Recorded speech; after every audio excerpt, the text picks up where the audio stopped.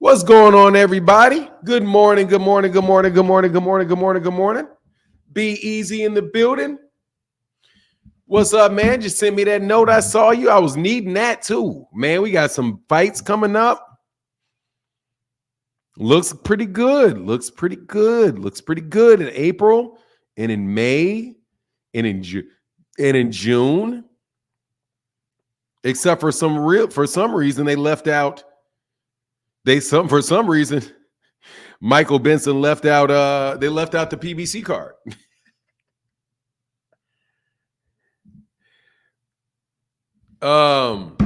What's going on, man? Let me say what's up to everybody, man. I'm not gonna be on too long. Yes, I did, sir.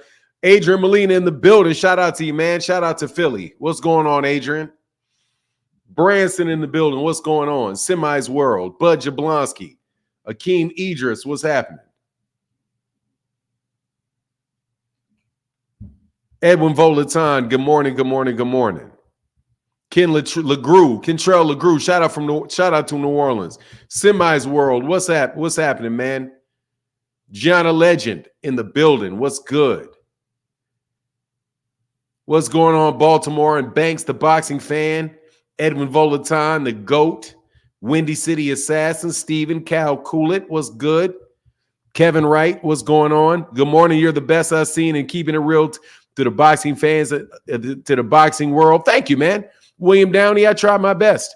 Ponce de Leon, shout out to Indianapolis. Shout out to Naptown. Shout out to Naptown. I'm on a little bit earlier today because, I got stuck up on the man. Well, I got a lot of stuff to do. Did you get a chance to watch it? No, I did not. No, I did not. Where'd you send it?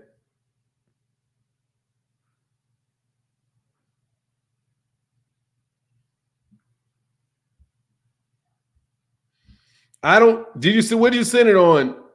You sent it on Twitter or something? You sent it on Twitter? I don't got it. What the fuck is this?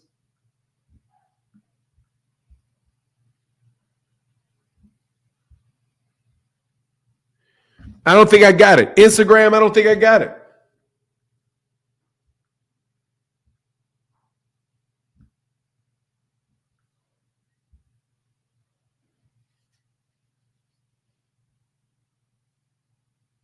I don't know why I got him in general. I don't think I got it, man. What's going on? Shout out to salute to the dude, that dude named Dave in the building.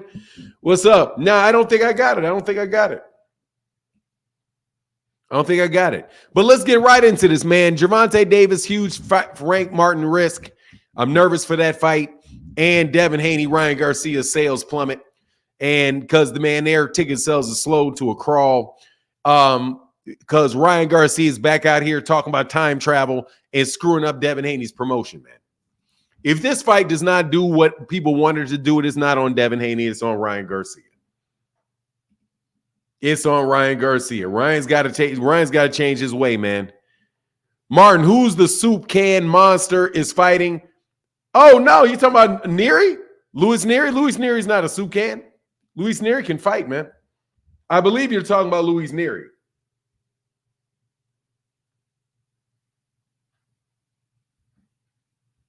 I think you're talking about Louis Neary. Now, Louis Neary is not a soup can. Louis Neary can fight.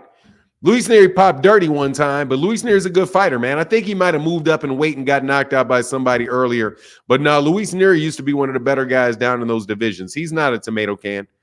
Louis Neary is a good fight. Yeah, I'll take Louis Neary. Louis Neary is a good fight. Rough, very rough, tough fight, man. Rough, tough fighter. They were wanting to make that fight early a while ago. He's actually been up. Damn.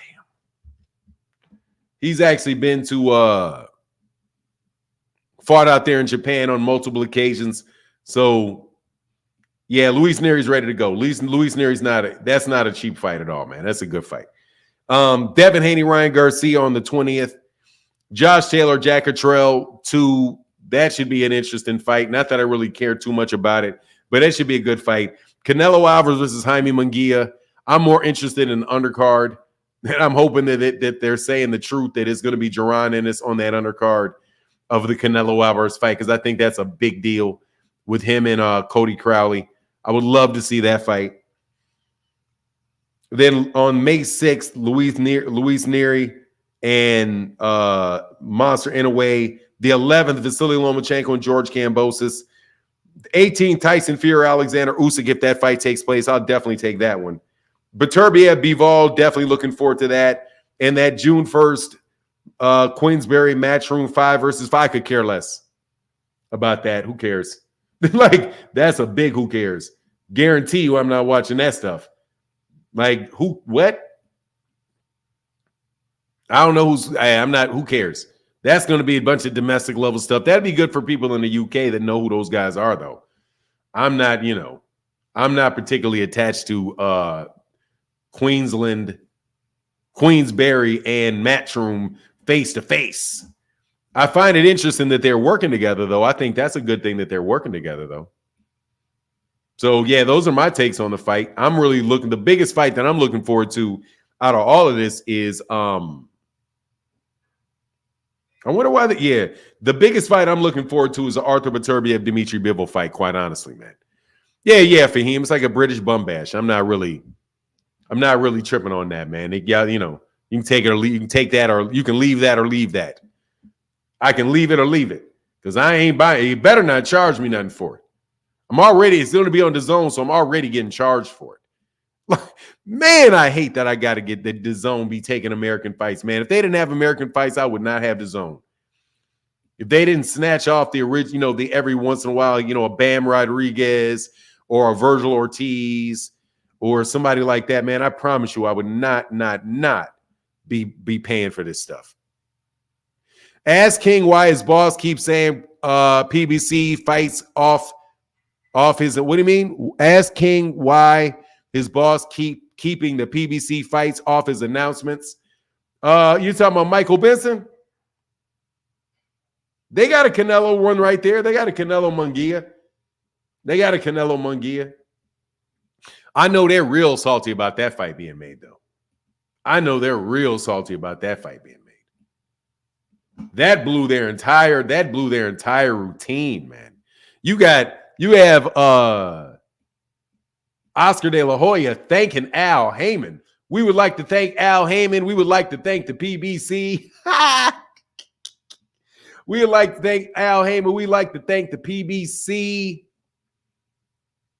We would like to thank you guys for what you do, what you've done for the great good you've done boxing. Double 079. Who you got? Beterbiev, Bivol. I mean, honestly, man, I don't know. Enough of you guys are picking Bivol to make me think about it, but I'm going for Beterbiev. Honestly, man, I really don't have too big a horse in the race, but I like Beterbiev.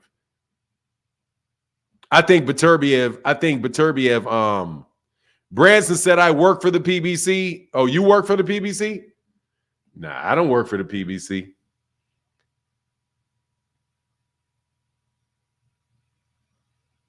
Oh, yeah. Why you say Michael Benson? I don't think Michael Benson. I think Michael Benson. I don't know what Michael Benson's on, to tell you the truth. But he does press releases for people. He's a media guy. I don't really have a problem with Michael Benson.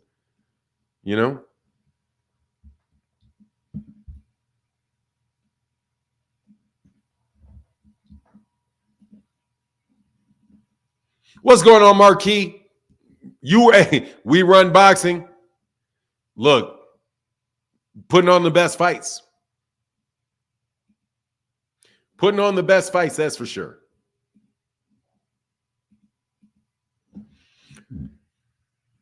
I learned so much from this channel, not even talking about. Well, thank you, Cedric. Thank you, Cedric Lockett. Appreciate you, man.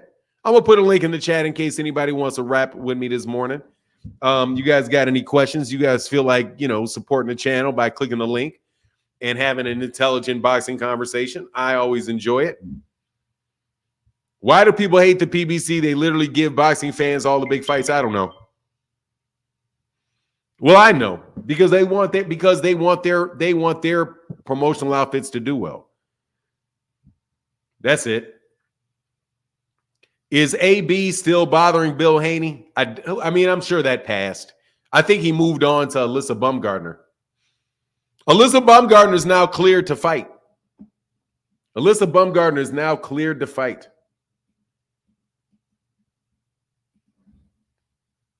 Give me a second, real quick.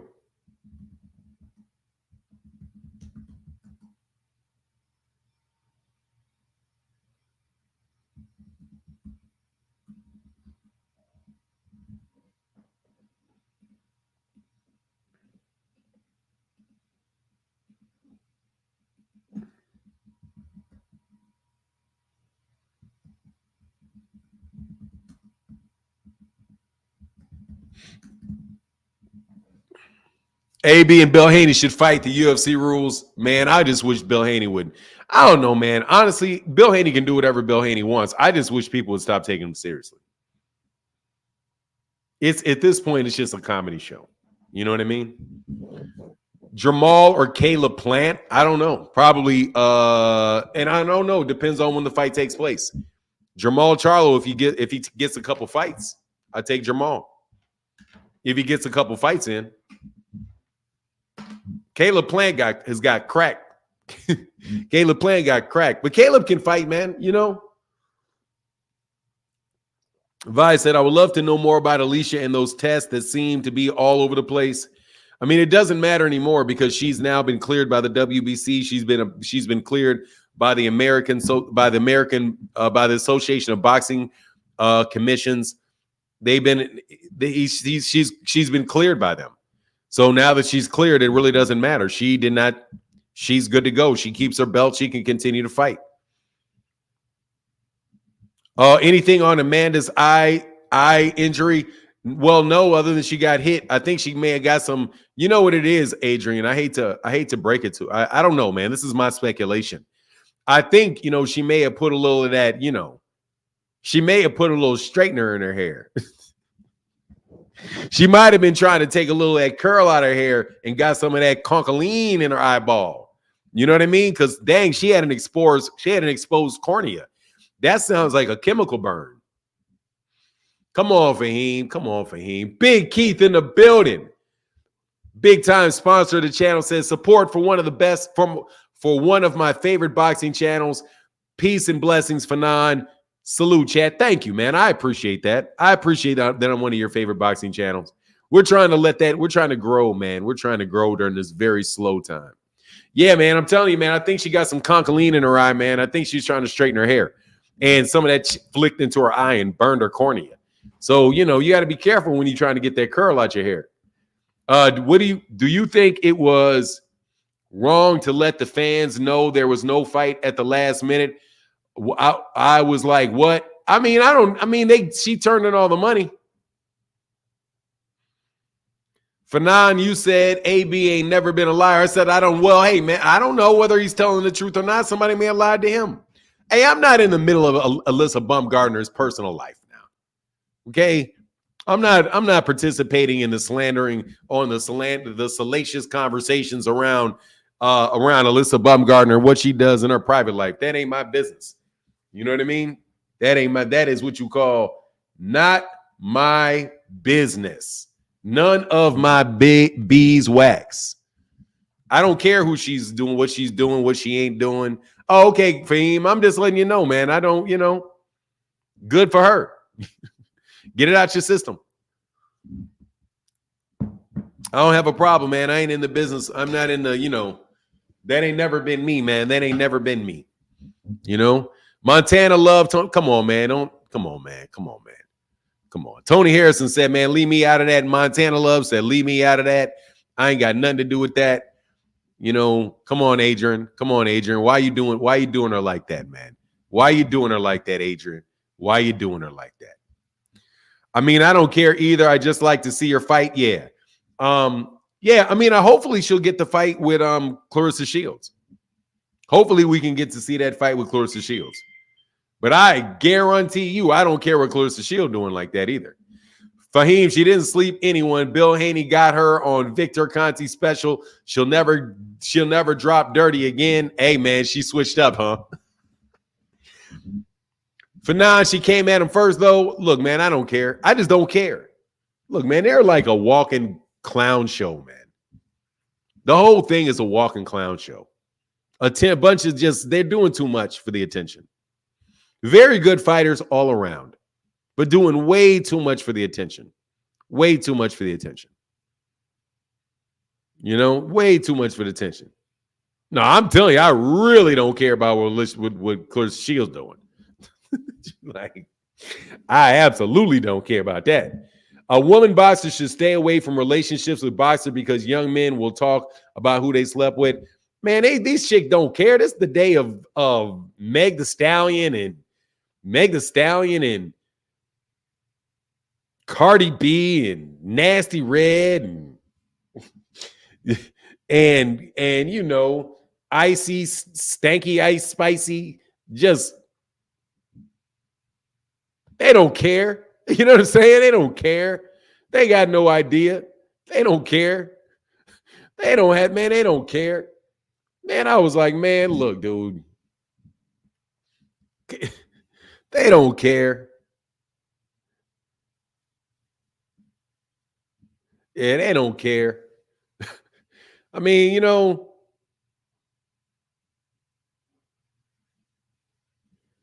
that was not her UFC debut. She's fought, and it's not even the UFC. That's something else she was in. She had already fought there and lost one. Yeah,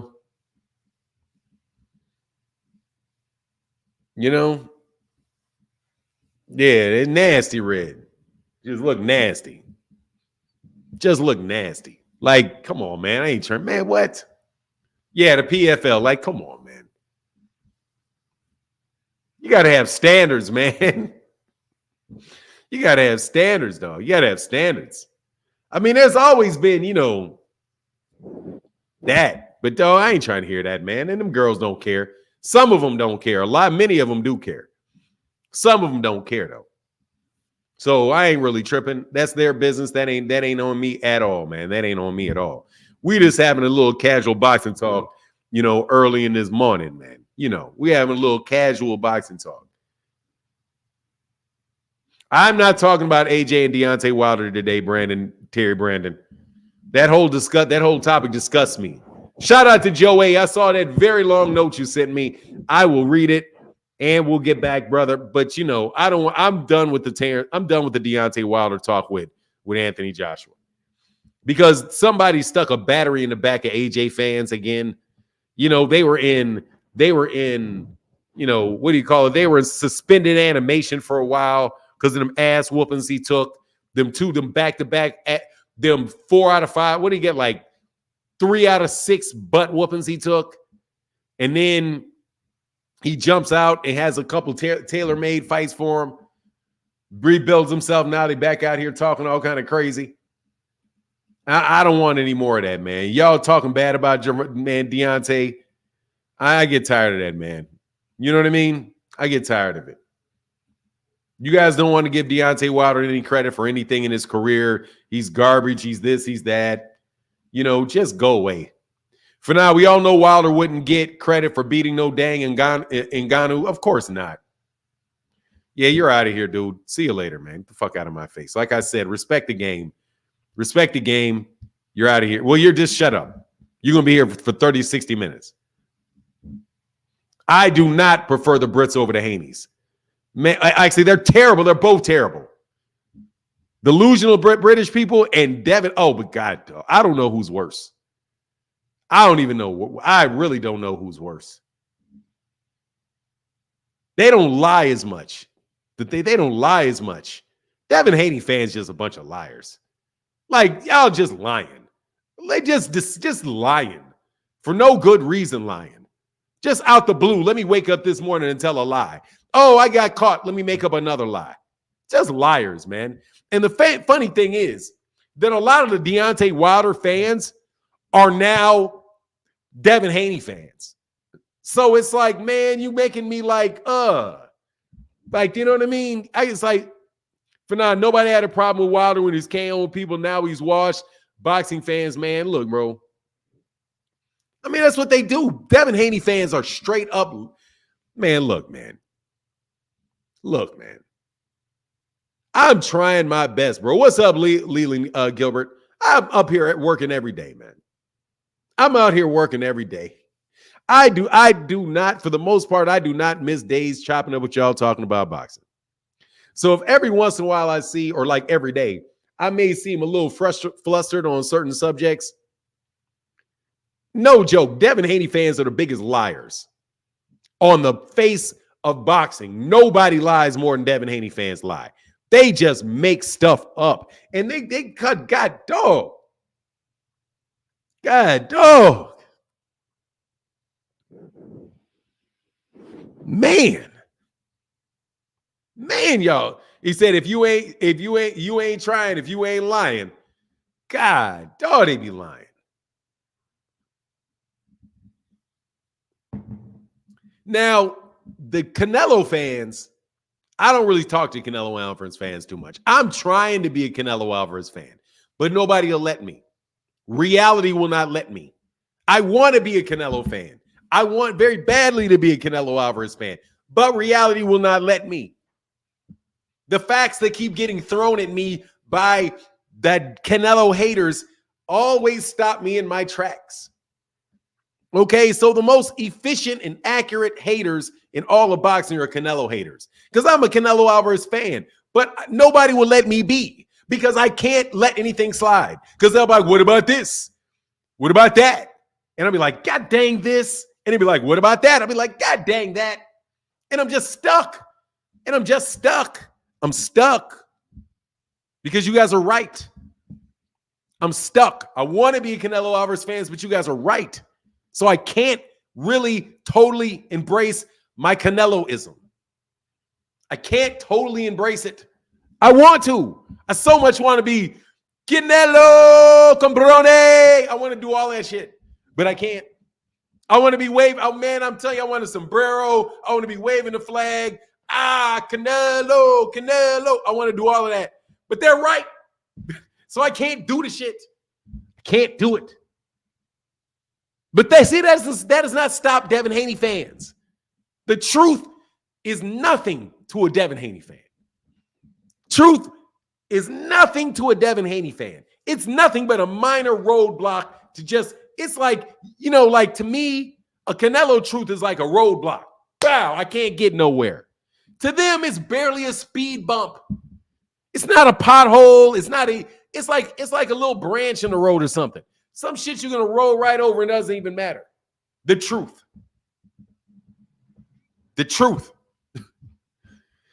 Canelo fans would be be starting race wars in your chat every 5 minutes. OG, look, and I'll be right there with them. Man, y'all better shut your chocolate asses up, because I'm riding with Canelo. Go Cabrones. I'm telling you, man, I'll be riding with Canelo, but I can't. I can't do it. I can't do it. I can't do it because you're right. Okay, because you're right.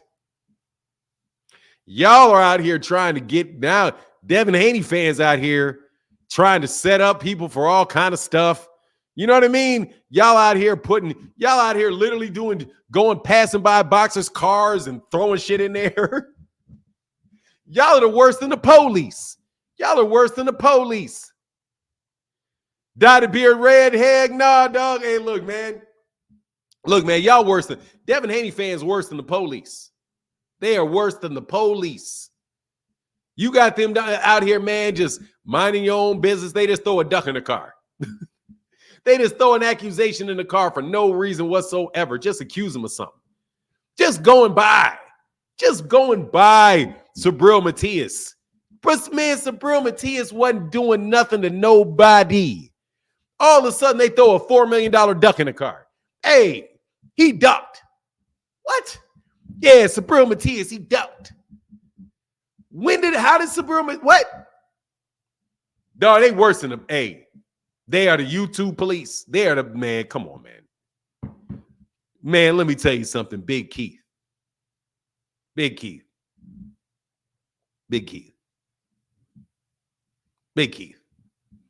Figuratively speaking, they're worse than the police, because the police actually do good every now and then. You know what I mean? The police actually they actually arrest the right people every now and then. You know what I mean? They'll get the people out your neighborhood. You know, they catch somebody trying to rob a bank, taking money. They'll do something good. Devin Haney fans ain't good for shit. Devin Haney fans ain't good for shit. They don't add no pleasure to nothing. They don't do nothing for nobody. He said, man, I'm trying to tell you, man, they framed Matias. Man, they framed Gary. Man, Gary Russell Jr. is one of my favorite fighters, man. And all of a sudden, they made Gary Russell Jr. They turned Gary Russell Jr. into somebody that was being ducked, into somebody that refused to fight anybody. Overnight. I was like, Gary, Leo Santa Cruz won't fight Gary Russell Jr. Abner Mares won't fight Gary Russell Jr. Carl Frampton won't fight Gary Russell Jr.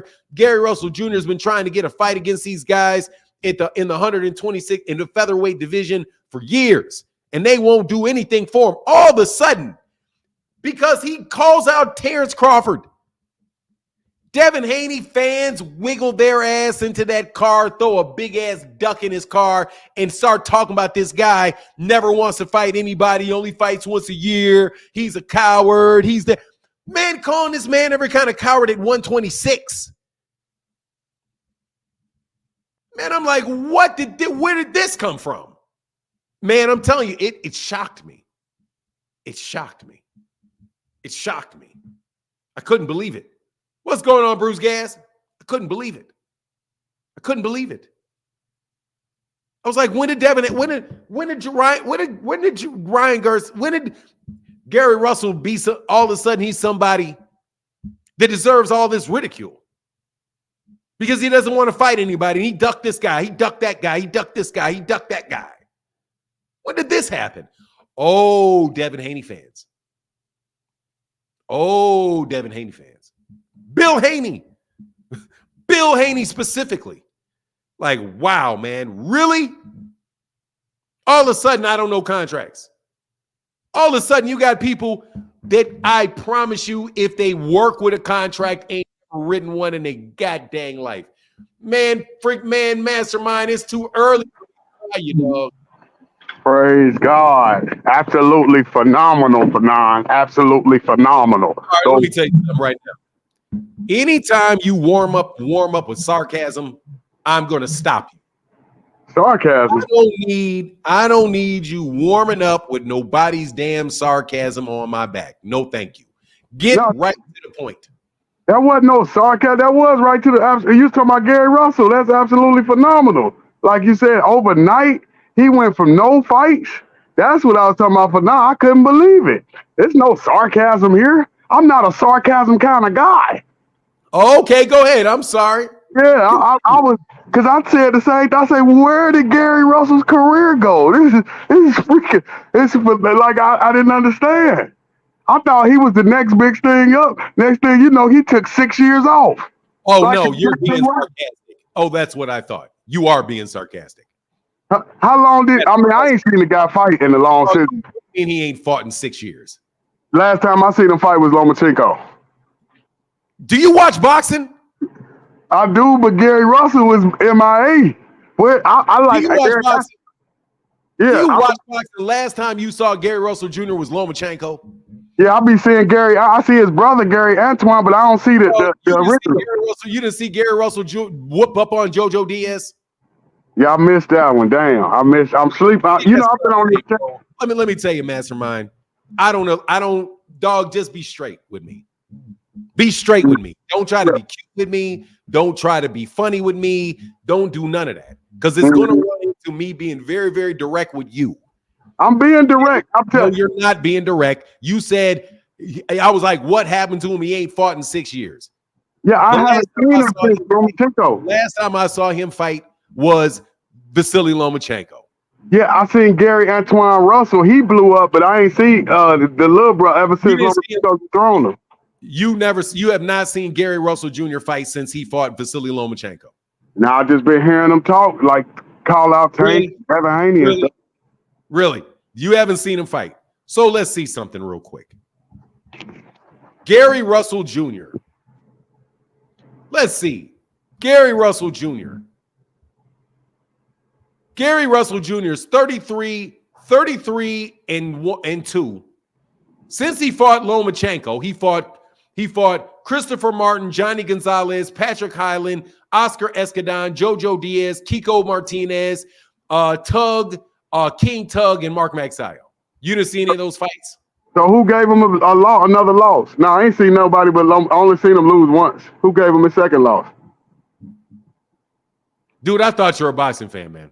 No, I can't keep up with all of them. Good God, Fernandez, how many of them is it? Dude, seriously, you're going to waste my time this morning with this silliness?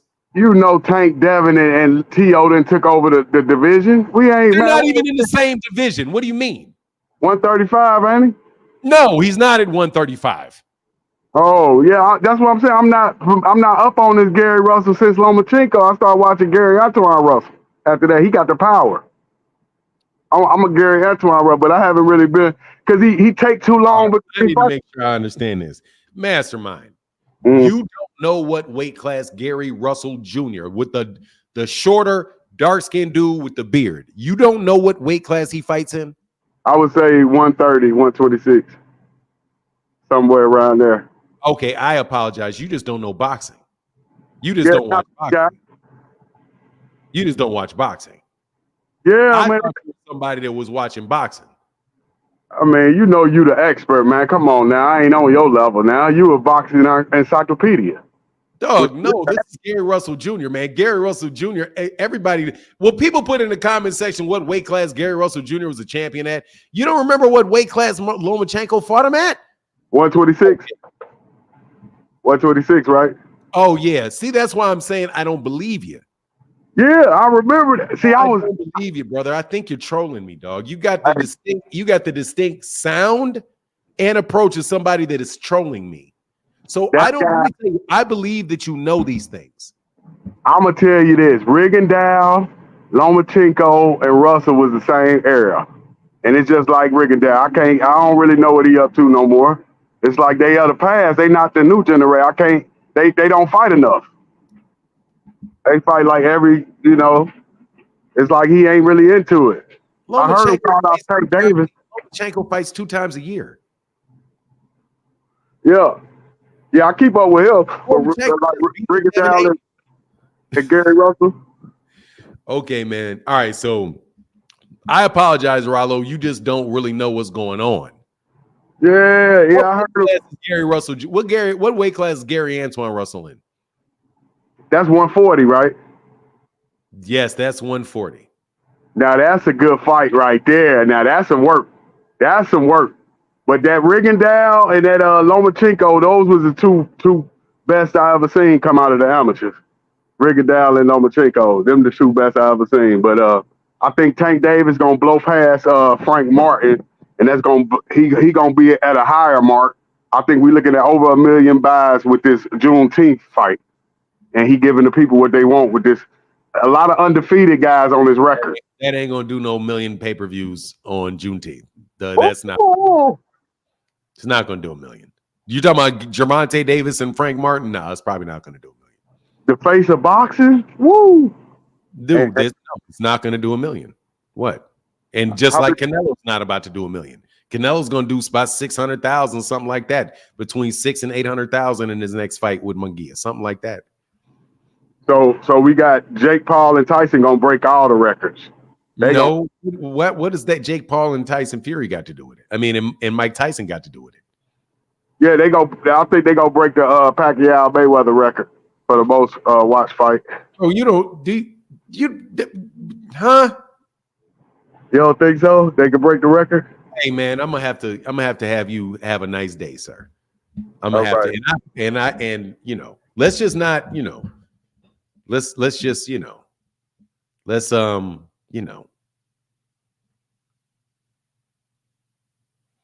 mastermind. I'm pretty amazed. Blessings, Mr. Martin in the chat. Late, but here. What the living color? Every fighter fights a risk. By the way, Frank gets KO'd late. Tank too skilled. Salute for the work. Hey man, I got him. Dude trolling, man. He got to be trolling. Man, as hardcore as you was defending Devin Haney to find out you don't know nothing about boxing. You like here for boxing?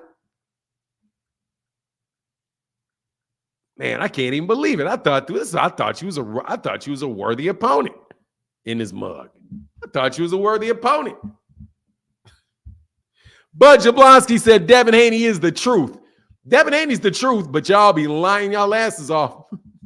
Devin Haney may be the truth, but his fans are some damn lies. Damn lies. Damn lies. Wow. Gary Russell Jr. ain't fought in 6 years.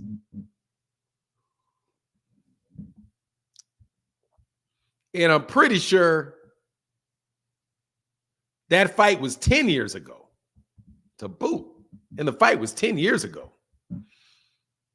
Here for stalking. Hey, man, here for boxing got problems, bro. Here for boxing got problems. I got problems. I know problems when I see problems. Them some problems you got there, boy. There's some problems you got there, boy. That's some problems you got. You are obsessed with the kid. Obsessed with the kid. Here he goes. What did I say? Obsessed with the kid. What's up? What's up, dog? How you? I mean, I'm feeling a little what can I say? Creeped out. Wow, maybe the word that I'm saying. Who creeps you out? Your ass creeps me out. How? I want to talk boxing, man. Yeah, sure. Go ahead and talk boxing.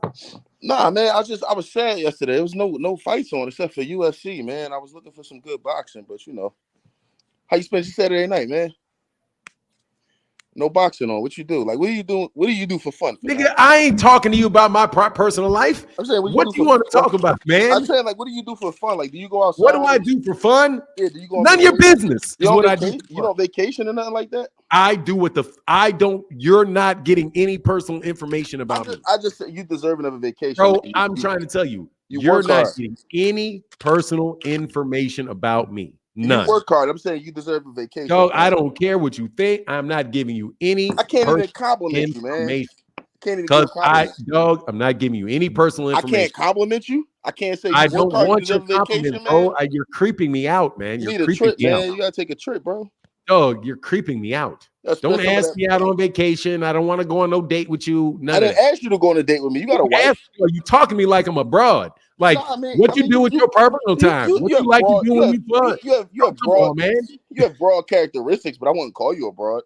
Broad, you trying to treat me like a broad, man. You trying to ask me what I do when I go on vacation, what kind of oil I put in my beard, shit like that, man. Come on, man. Nah, come on, man. Talk boxing, man.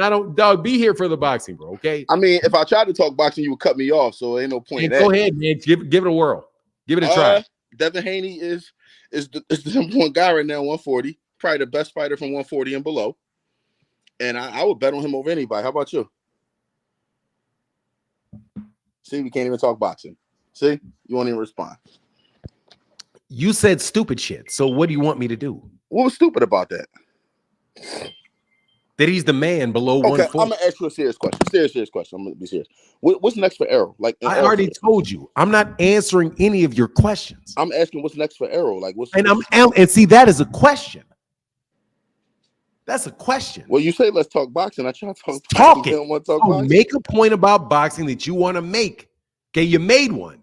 If you got another one, get one. But if you ask me a question, I'm not answering your question. I mean, I already know what you do. I know I'm asking you what's next for Errol. I hear that. And when I say I'm not answering your question, you shouldn't turn around and say, well, I'm asking you. That's crazy, bro. That's what you do with questions. You ask questions. Bro, that's crazy. That's crazy. I don't even know what to say to you now because I can't even ask you what's next for Errol. Do you ever talk to somebody without asking them questions? I mean, that's the conversations require questions a lot of times. That's what you do when you go, you holler at somebody, you just start asking them questions, you just start quizzing them down. Why when Kamal Other Eyes people ask you jump on questions, here without asking me when questions. Kamal Eyes ask you questions, you ain't got no problem with it. When No, Kamal Eyes come does up not here, ask me. Kamal very rarely asks when he questions. comes up being sarcastic, you don't have a problem with it. But when somebody else comes Well, being sarcastic, first you of get all, mad. there's Come a on, big man. difference between you and Kamal. What's Number the difference? one, Let me guess. I Kamal, like Kamal. you like I me too. You told you. me you like me, bro. Okay, I don't like you. You told me I you like me. Kamal. But anyway, Kamal doesn't ask me questions. You just made something up. Kamal doesn't ask me questions. Kamal says, let me get into this. I literally can go get a cup of coffee and go make coffee, listen to Kamal, talk to the crowd, talk to people about what he thinks. And then I'll come back and he'll say, hey, I disagree with Martin about this thing.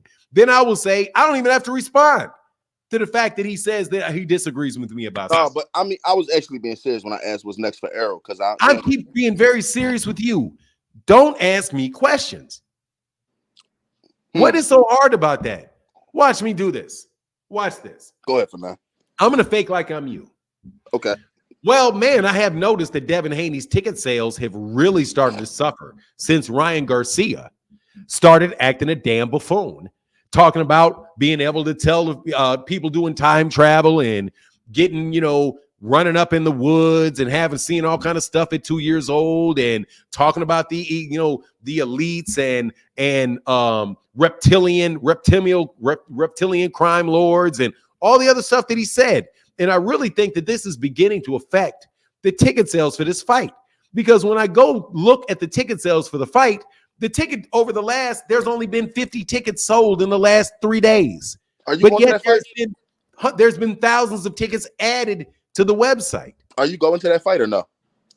Once again, you're asking me a question. No, I can't ask you shit. God damn. No, see, that's what I mean when I say don't ask me questions. I'm not going to forget what the question is. To a fight?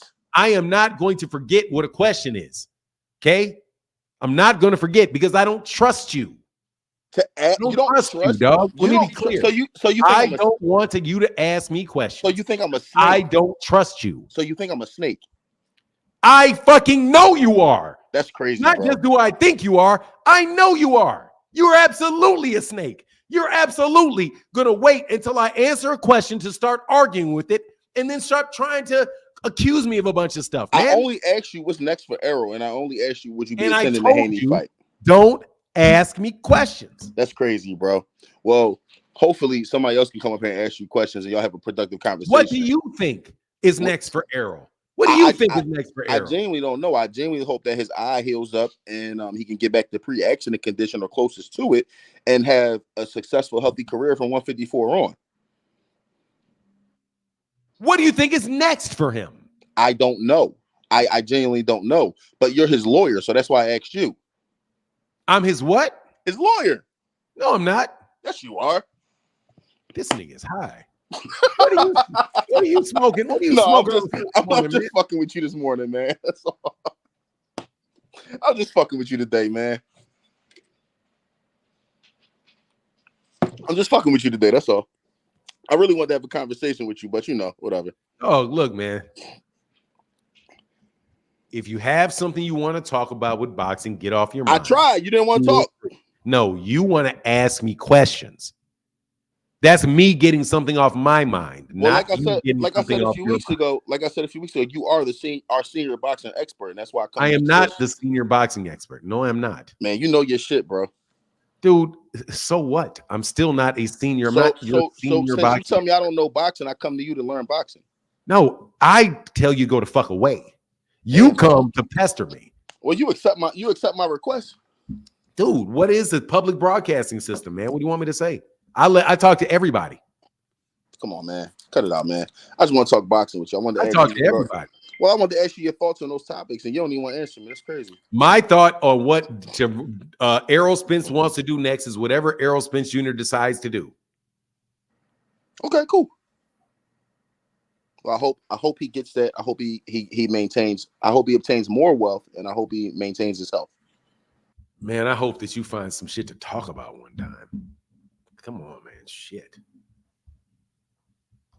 Like, God, dog, bro. That Delta 8 be frying your dome piece, man. Hey, man, thank you. Hey, what's going on? Omega Red in the building said Devin the dream because his fans don't live in reality. Yes, sir. Dog, seriously, man.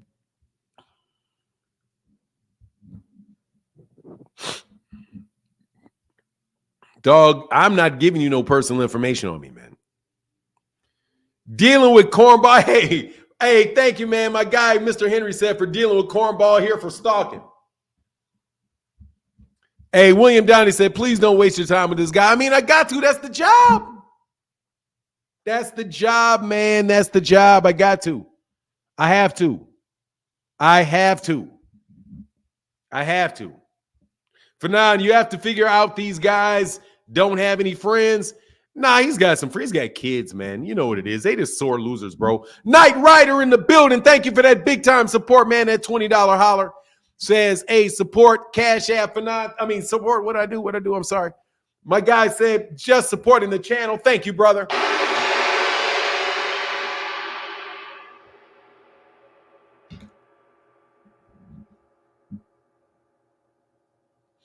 Man, these boys be on that wildin' out.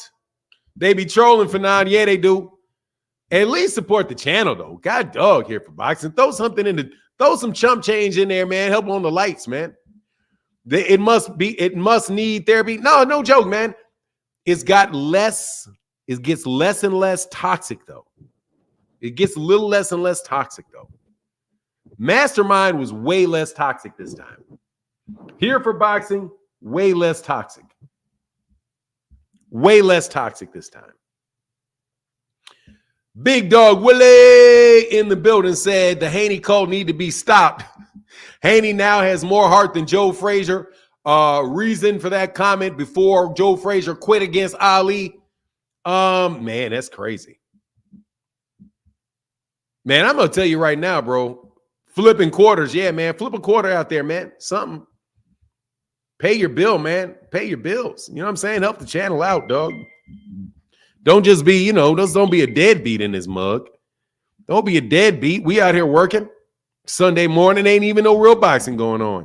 Hey, my guy said, hey, 3 bags of chip and a juice. Thank you, brother. I appreciate you, man. That ain't no 3 bags of chip, though, and a juice. How you going to get that out of $1? Man, I don't know where you must be living at. You must live in, like, South America or something. Thank you, brother, for that support, though. You know what I mean? Thank you so much. Thank you so much.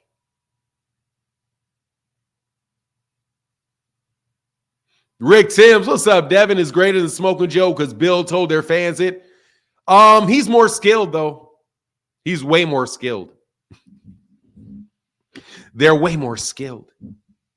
Like, man, you can get your ass whooped. Well, he's more skilled.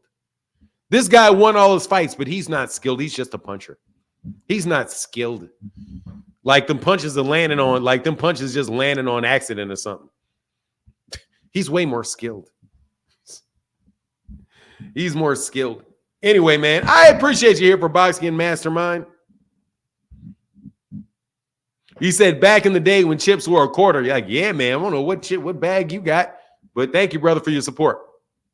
Appreciate you, man. Can't short you on the thank yous, can't chip you on. Let me check these ticket sales, though. Give me 1 second. I'm going to make sure because hopefully it changed around. Hopefully it's changed. Wow. 5 tickets were sold in the last day. Let me refresh the Cash App. Man, let me refresh the tickets. I can't lie, that shit's funny to me. That's funny. Selling fast. Yeah, them tickets. Ooh, them tickets dropping them prices. They dropping them prices. Now these prices is reasonable. Now I might be able to buy a ticket. If this shit, oh no, it's still unreasonable up here. $1,000 for Section 4. You're tripping. $1,000 up here at Section 13. $1,200. No. 9,000? No, you niggas is tripping. Ooh, them tickets are going fast. Hey, yeah, man. That was in the 90s. 5 in the last day. Yeah, man. Hey, dog. It's going to start picking up pretty soon in about a month. It'll start picking up when they drop those prices, though.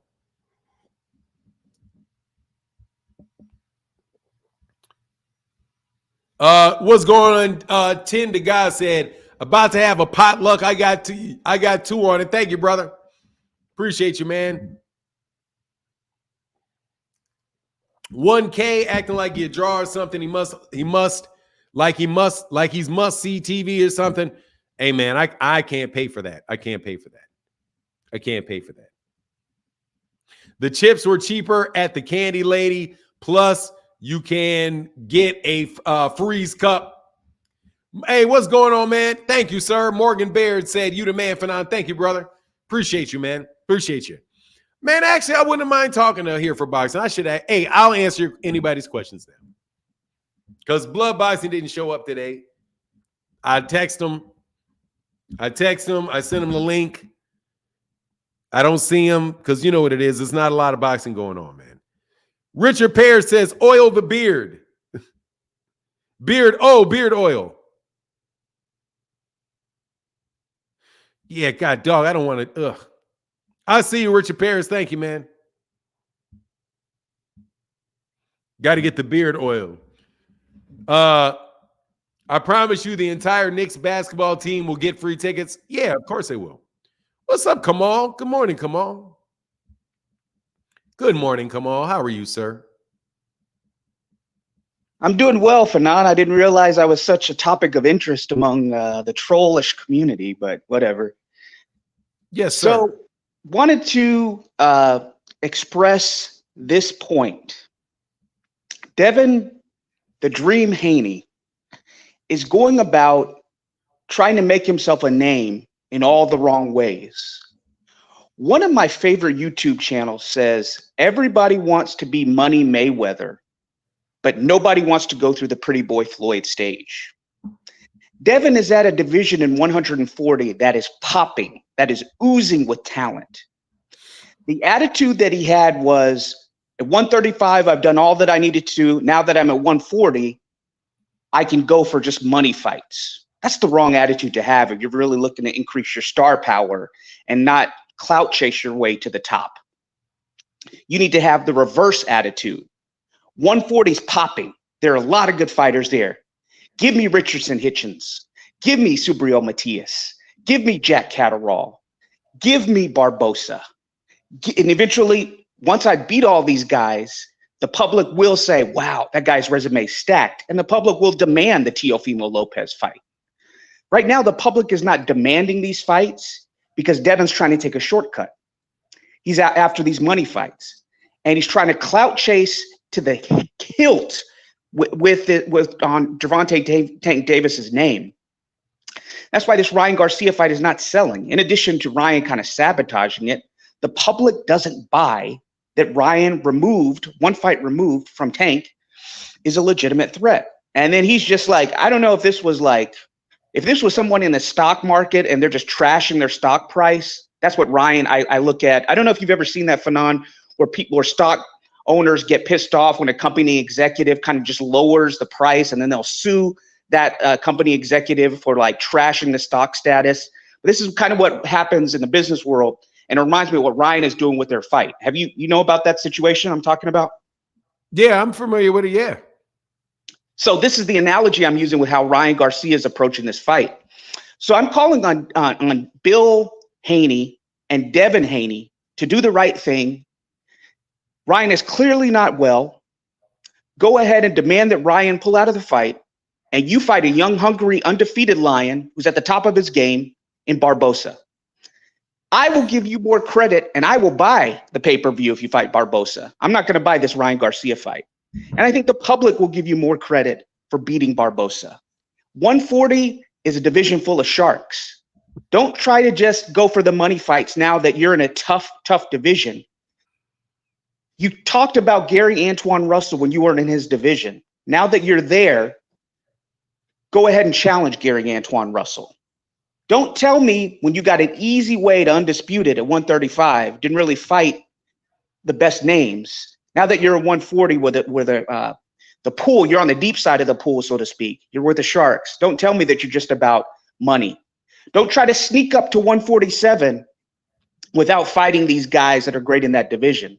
I saw what you did, Devin Haney and Bill, when you invited Keith Thurman to your fight, but you didn't want to invite Jerome Boutinas or even mention his name at 147. So you're going about it all the wrong way. Don't try to be Money Mayweather without going through the Pretty Boy Floyd stage. Fight these guys in 50-50 fights. Fight these tough fights. Build yourself properly. That way the entire boxing community and the public will get behind you rather than just trying to clout chase and get off somebody else's coattails, ride their coattails to the top, because it's not going to work. And I'll tell you right now, I don't even think this Ryan Garcia, Devin Haney fight, because of the reasons I mentioned, I don't even think it does a tenth of the pay-per-view buys that Gervonta Tank Davis and Ryan Garcia did. So two people will have an egg on their face, or two groups of people.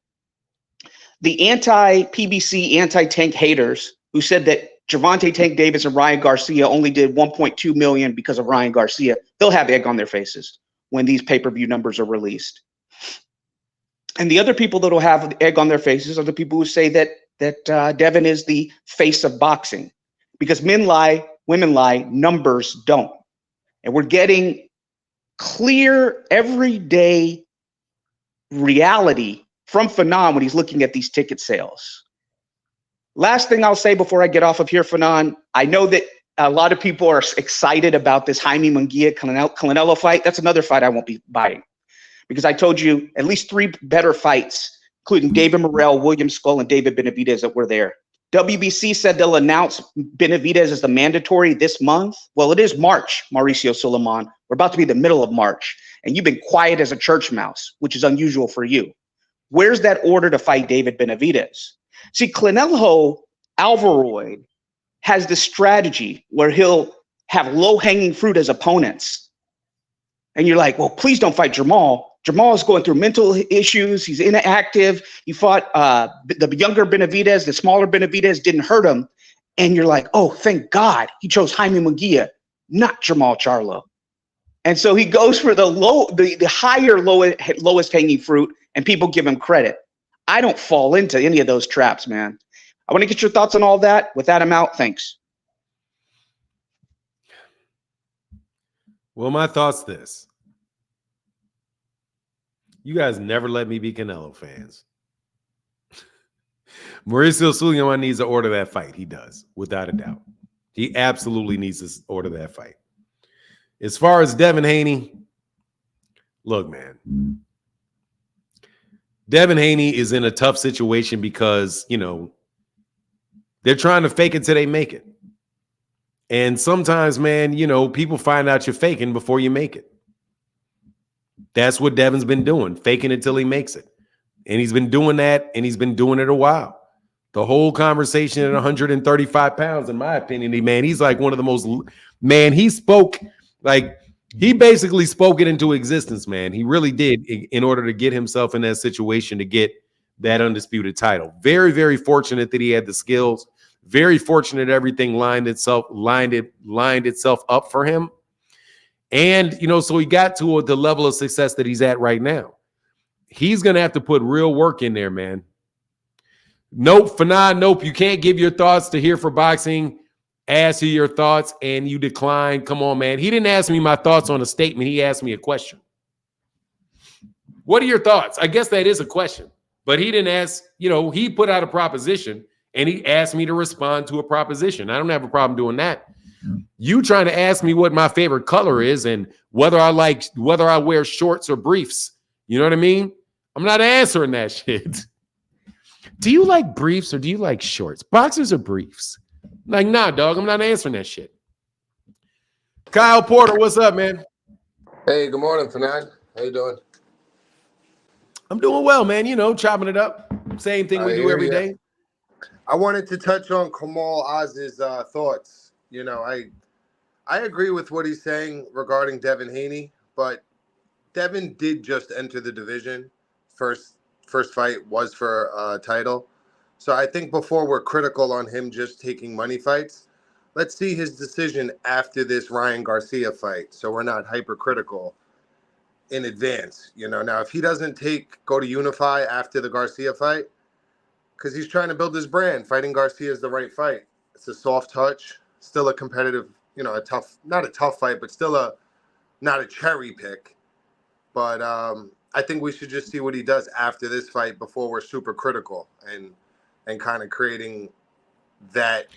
So you want to make sure, you want us to wait until after this cherry pick to see if he cherry picks again, even though he said himself that he's not fighting for legacy anymore. He's only fighting for money. Him having said that, even though you criticize Gervonta Davis for doing the same thing. Well, Gervonta is a lot more established in his career. We can agree on that. No, we can't agree on that.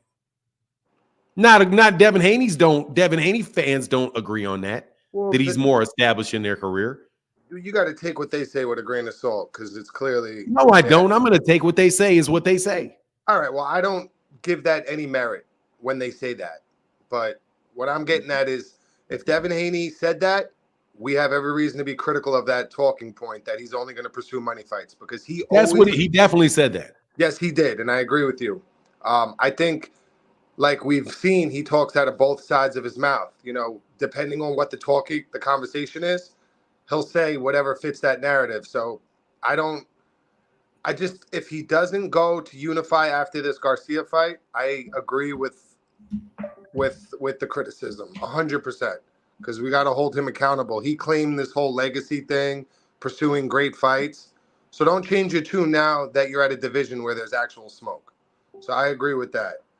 And then Canelo Alvarez, I'm not sure exactly why, Kamal Oz has such disdain for him. I know there's things that he's done that we're critical of.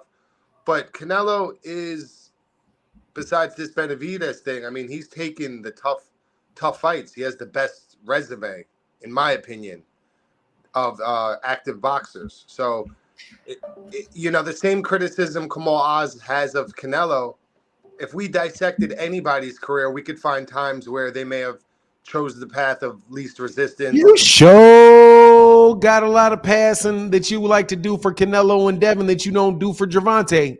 Well, Gervonta Davis, right? He's deemed this cash cow and a killer.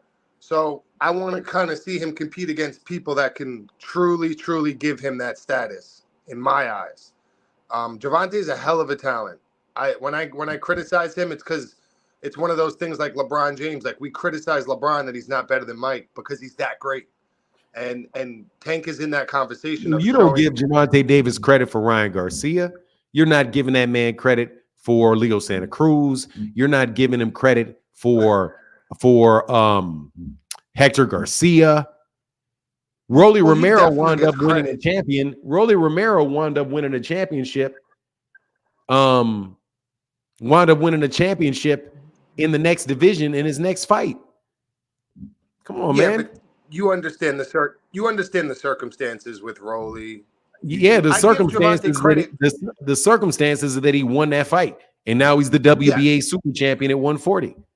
Yes, just like Devin Haney won the fight against Loma, just like your boy almost got robbed by that short guy from England. The decision is the decision, but we could still, go through that with a fine comb. Gervonta won every fight he's been in. He gets that credit. When you say he beat Leo Santa, you don't get that man credit. No, I don't get. Man, come on, man. You don't get that man credit. You don't get that man credit, man. Well, you give him credit and the community. So how much more credit do I need? Pat him additionally. I think that there's times where you guys give him credit where maybe you could be critical. So I'm taking that opposing view and kind of shedding light on, hey, why are you guys so complimentary when Leo moved up? The other Garcia moved up. Like these are little things that take away from the full credit that I would give him. So I'm the first to say to you, this Frank fight is very, very interesting. It's a great matchup. Anyone who had any criticism for the type of opponent, this puts that all to bed. and we should applaud Tank for taking fights like this. Like this one. This one really. Dude, this fight is not better than the Mario Barrios fight, man. It's Mario not better. Barrios It's really was not better. It's really not better than the Ryan Garcia fight. It's not better than the Leo Santa Cruz. It's not better than the Leo Santa Cruz fight. And really, it's not much better on paper than the Isak Cruz fight that he took on last minute notice. Man, he's fought a bunch of guys that are top guys in those divisions. A bunch of them. Well, the Ryan Garcia victory was cool. It was nice. But when you're competing at 135, right? Like, you remember when Canelo used to bounce around and it allowed him to maybe not fight the guy at his specific weight class? That was my concern with the Barrios win. But the Barrios win was nice. That was a great performance.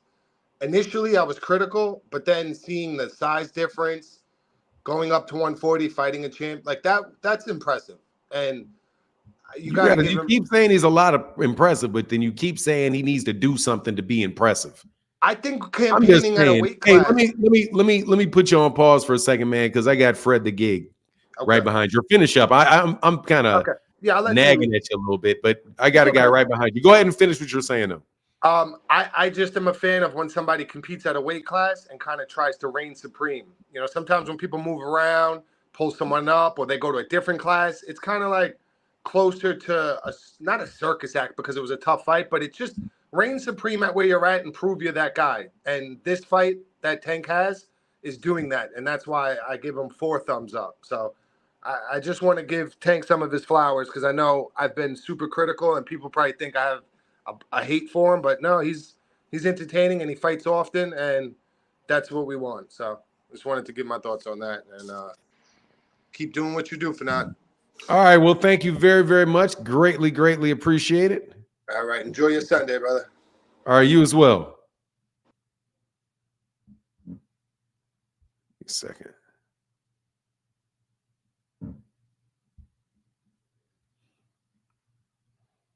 What in the world is this? There's no.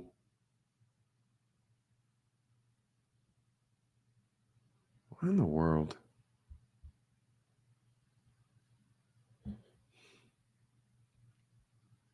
Okay, that's what I want. All right, hold on. Give me 1 second. Miss Fred the Jig, what's going on, Fred the Jig? But nah, what's good with it, Brody? Man, I'm good, brother. I can't complain. What's on your mind, man? Man, this damn buffoonery with this Devin Haney and Ryan Garcia. This fight look laughable right now with all the circus that's going around it. And I mean, like you say, it's plummeting. It's plummeting bad to me. And this is how you got to actually give Gervonta Davis more big ups in his fight with Ryan. And I see a lot of people like to say, yeah, Haney a pass right here in this situation, but then look critical at Gervonta about fighting Ryan. You see what I'm saying? I don't understand why they can't keep it the same. I just think even now, Ryan has lowered his stock by what he's been doing lately. So he's made himself irrelevant right now. So if anything, if to me, if Haney fights him, he don't gain it. To me, that's just how I feel. But I don't know if that's that's a popular opinion or not. But I feel like he don't really gain that right now because of the way Ryan Garcia has went off the tracks pretty much. Well, we'll see, man. I don't know if it's come off the tracks or not, man. Hopefully they'll be able to pull it together, man, because it's a good fight, man. It's just not what people, it's just a lot of drama going on with it, man. But I hope so. I hope they get it back together, man. I do wish well for Devin Haney, man, but it's just like, first of all, man, the biggest problem with the fight is I think that nobody's really taking it serious as a serious fight. Like there's no sense of like, oh, who's gonna win this fight? Yeah, and even when Devin Haney asked Ryan, was he going to be there? Ryan never answered the question at the press conference. I ain't understand. I was like, yo, this kind of it made me really disinterested. I was, you know what I mean? I don't really want to waste money, especially, you know what I mean? I really don't want to waste money on that type of fight if we ain't gonna get like they supposed to be at each other's at each other's throat. 6 fights before, 3-3. I'm finna dominate you type junk. You know, it's supposed to be crazy right now, but it's not. Yes, sir. That's how I feel about it. You know what I mean? I would like to touch on a little Terrence Crawford. Go ahead, man. Speak your mind, man. I'm good. Yeah, man. I want to touch on Terrence, man. I really want to see him fight Enos. You know that, man. You talked about it. I would really like him to fight the person that'll shut everybody's mouth. And I don't see why he didn't go that way, even though if he's moving up the fight and weight, you know what I mean? Somebody else to get somewhere, okay, but still, to me, I'd rather see him versus Enid. I want to answer the question: are you better than him? You know what I mean? That's I got you 100 miles an hour, sir. What'd you say? Yeah, I got you, man. I agree with you. I would love to have seen it. That or, you know, I mean, anything other than, not anything other, but man, that Chris Eubank thing just.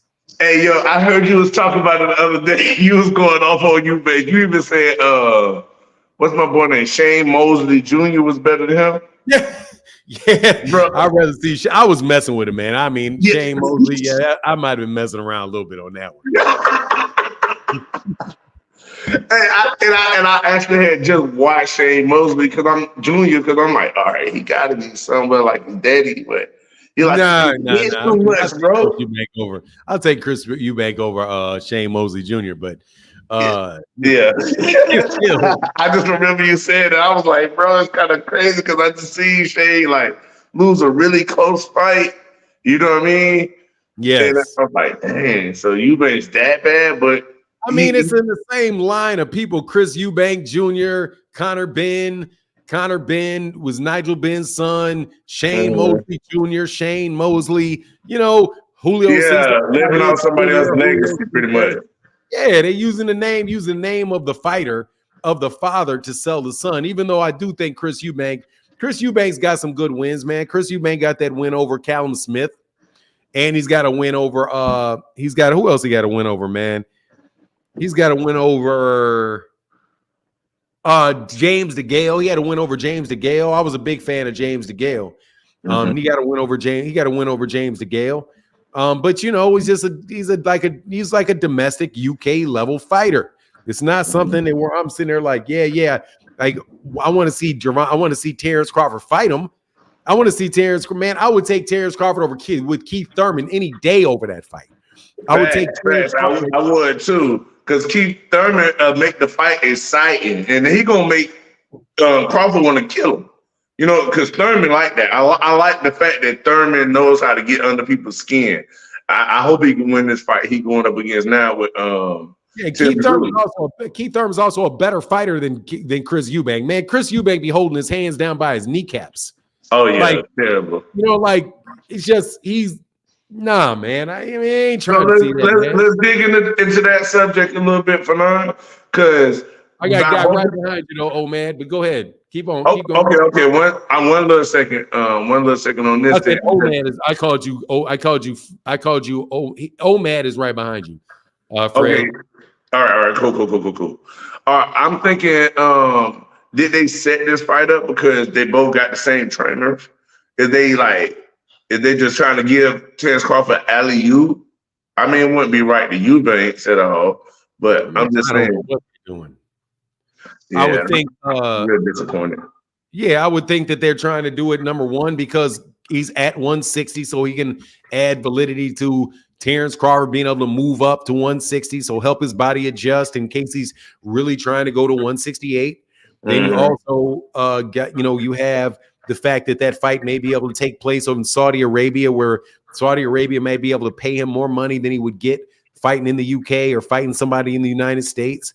Also, it's a lot less risky than Jaron Ennis. It's probably less risky. Yeah. It's probably less risky than Tim Tszyu as well. But I don't know, man. It's just garbage.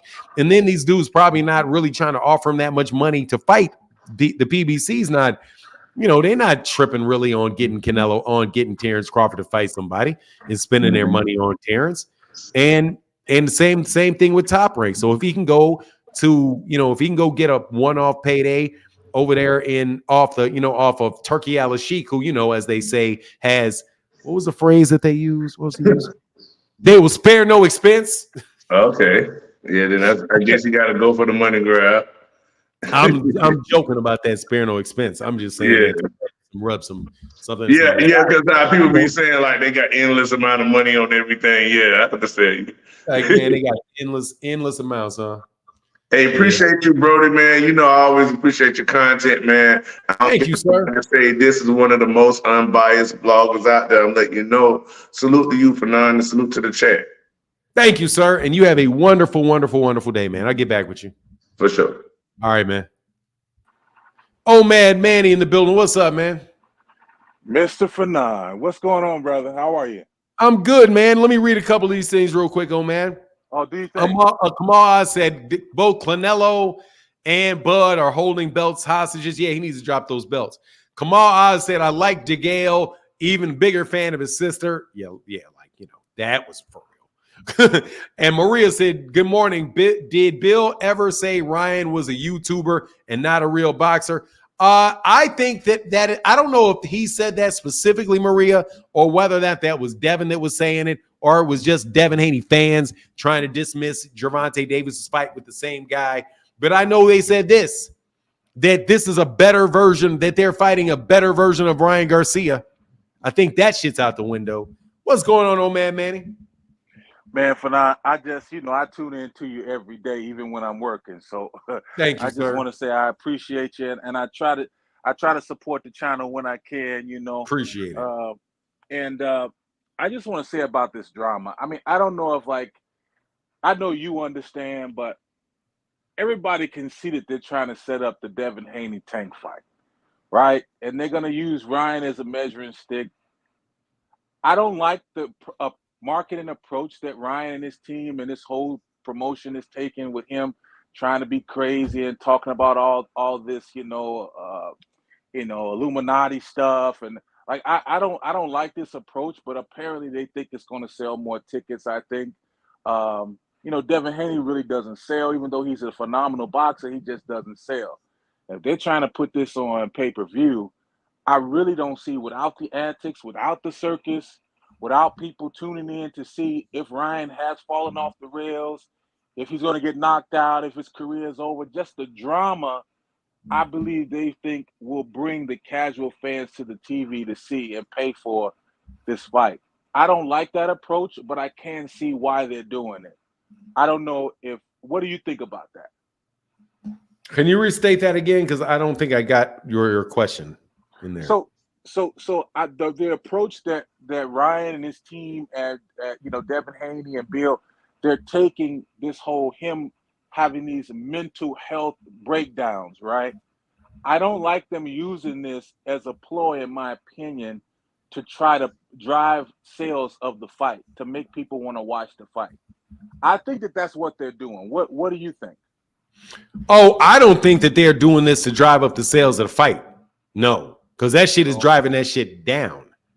Yeah. That shit is killing that shit is killing the sales of this fight. Killing it. Because people don't know whether the fight's going to take place or not, so they're not buying tickets. And I can show you the proof. Here, watch this. Let me watch me. I'll actually show you the proof here. At least according to StubHub. Okay, at least with StubHub. Can't speak for if other websites are different, but here, check it out.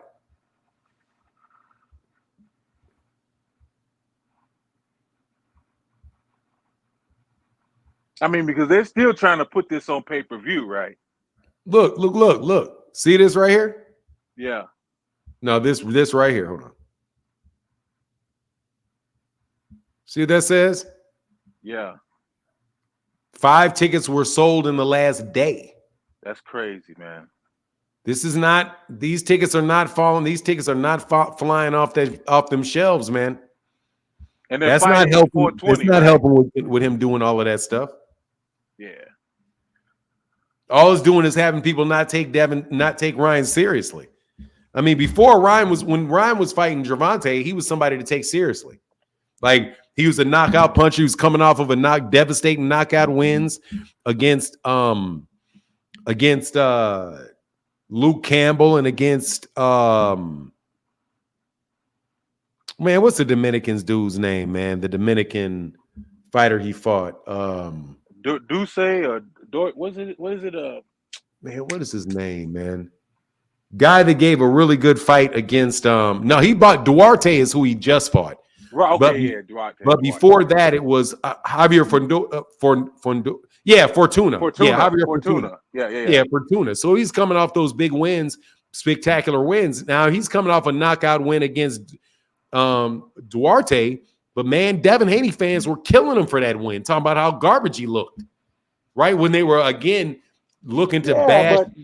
But he won, and he won by knockout. So it's like, okay, Devin Haney fans. Who are they wanting Devin to fight where he you know what I mean? Like, this is a payday for him. So, you know, my thing is like, I don't think this is going to do well on pay-per-view. I don't think before the antics it was going to do well on pay-per-view. And I feel like that's why I feel like even though it was the wrong approach, I think that this was the reason why they took this approach to try to bring some drama to the fight. You know, I just wish they would go ahead and just build this Tank Davis fight and go in and get it over with, man. Because a lot of this stuff is turning boxing fans off, man. A lot of this stuff, these antics, these fake fights they had, the fake fight they push a match they had in the mall, you know, like this. I just don't remember a time where stuff seemed this fake or this drama filled, you know, the fakeness of it. But the anyway, WWE.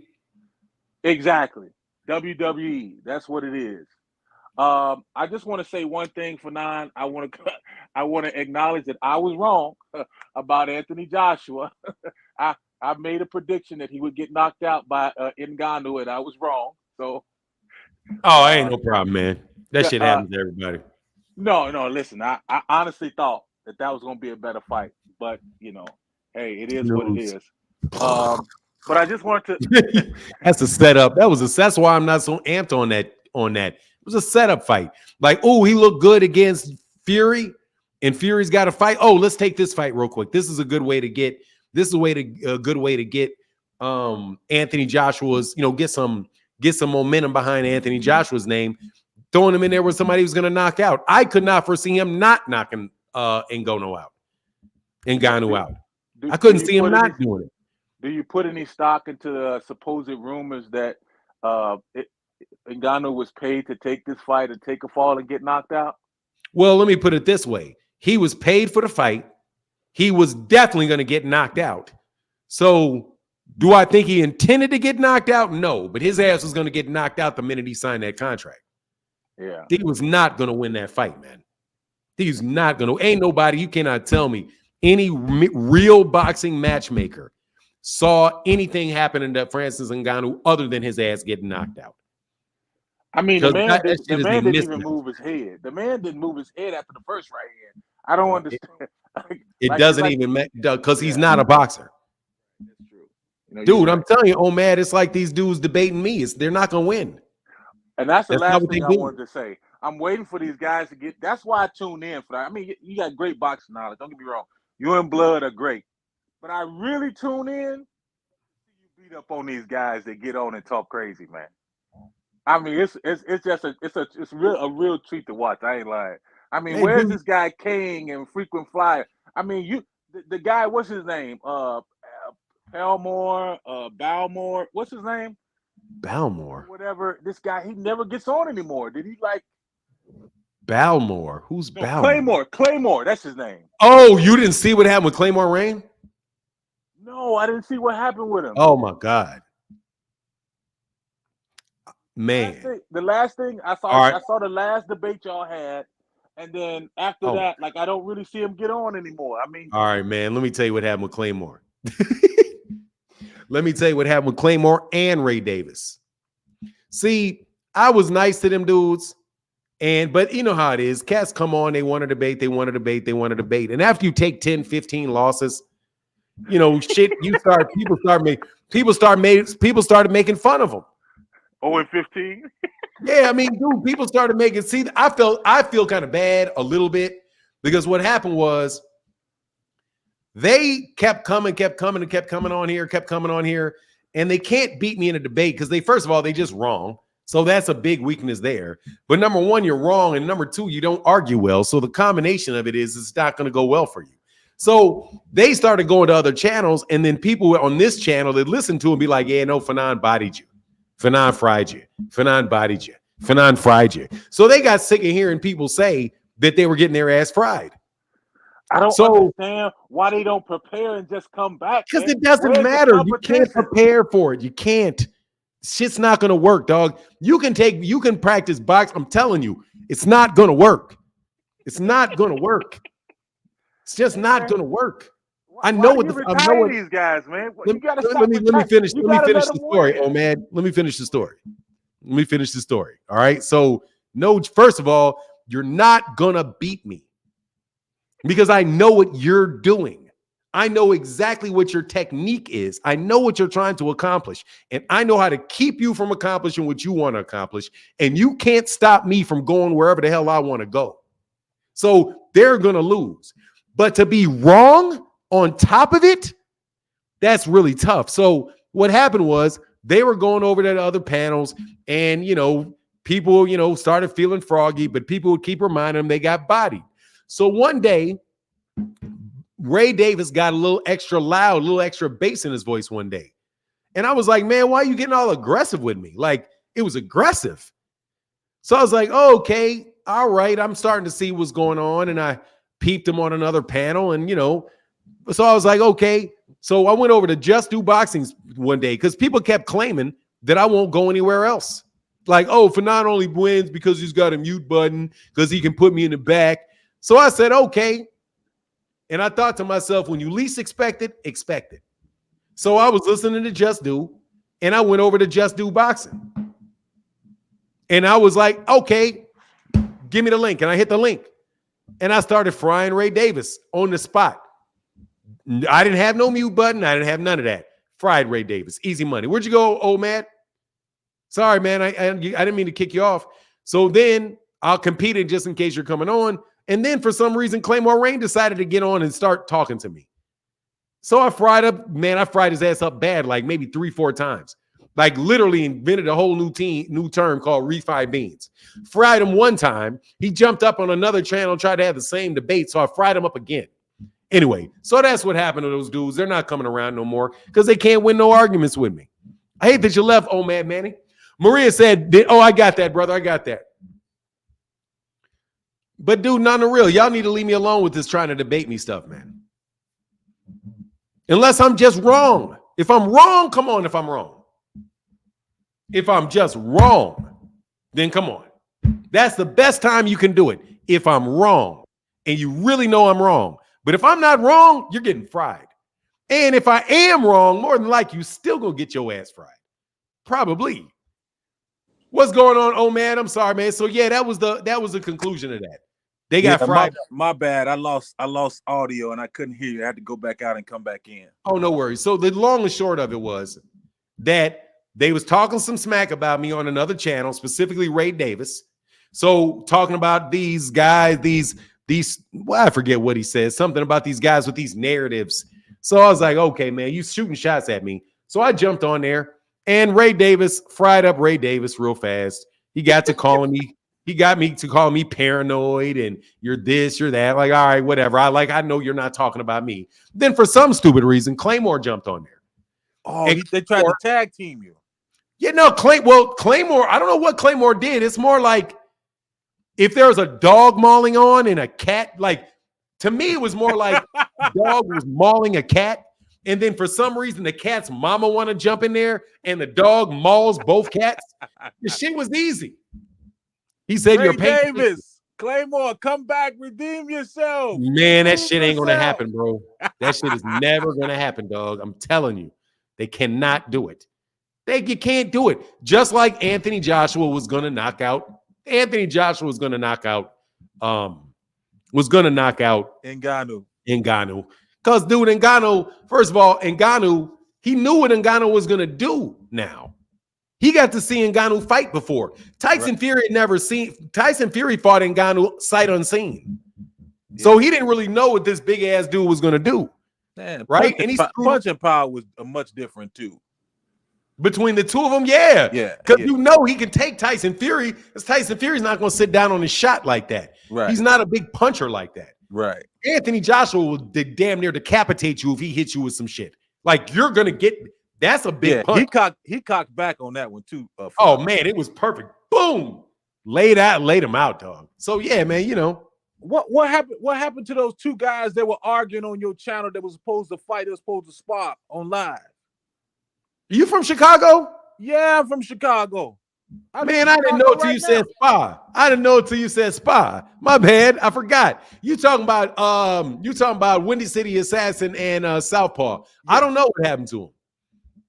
I don't know if they ever sparred each other or not, man. But you know, I said I would put up on my channel if they wanted to, but I'm sure they'll work it out, man. You know, I'm sure they'll work it out. Cool. All right. Well, I got Big Dog Willie right behind you, brother. All right. Peace, Fanon. Hey, good to see you again, old man. Hope you're doing well, man. Are you still on that one-man meal a day? Yeah, I actually got a documentary starting at the end of the month. The guy's going to be shooting me, following me around about my weight loss journey and all that, man. Yeah. Oh, man, that's good, man. Keep it up, man. I'm grinding on mine, too. I'm doing, 1, 2, but still doing, still keeping the, long periods of the fasting and all of that. I'm working, man. All right, brother. Thank you, man. Right. Brother, in the weight loss journey. Get back, brother. Thank you, brother. All right. Yep. Yes, sir. Big Dog Willie. What's happening, Fanon? You know what it is. I'm still gloating trying to get Ray Davis's ass back up here. You know what? Co-hosting on dog. I was one of those people who co-host spot. I was one of those people who making fun of Ray Davis. He was on Upper Echelon show, and I was making fun of him, and he was getting mad at me because he refried him basically earlier that morning. And you know how he says he says this shit. He was like, "Well, I don't have a dog in a fight, or I don't care, or I don't really support either one of them." He used that argument all the time, but then he'll just jump on Devin Haney's coattails and just ride it. And I called him out for that. I'm like, you know what? Anyway, I got issue with you. You cannot fry people who try to defend Devin Haney. That's not fair. Why? Because it's an automatic L. Look, here's the thing, man. I believe in cruelty. So let me tell you what I do to Devin. Let me tell you what I do specifically to people that will not come up here and make arguments. I'm going to force them to make an argument. And that's what they didn't like, because see, they want to throw punches but act like they're not in the ring. You see what I'm saying? Like, I'm standing in the ring. We're saying, look, man, we're going to get this smoke. Who wants to smoke? And they standing outside the ring, just want to ask questions. They want to, well, I'm not really defending anybody. I don't have a point. Bro, you got a point. And I'm going to I'm going to make a point, and then I'm going to argue with my own damn point and fry your ass like that. One way or the other, your ass is going to take an L. Because but they don't want to be, they just don't want to be, they just wanted to win so bad. But why would you do that to him, Big Dog Willie? Why would you taunt that man like that? Because he was talking too much shit. I don't like when people talk that much shit. He got mad at me. He was like, F you. Fuck. He got mad at me. And I was like, you put on yourself. Quit. Don't do it. So Upper Echelon, he was about to go in, but he let me do it first. And I was like, I had to get off because he was getting too mad. But I can't stand people who defend liars. I hate it.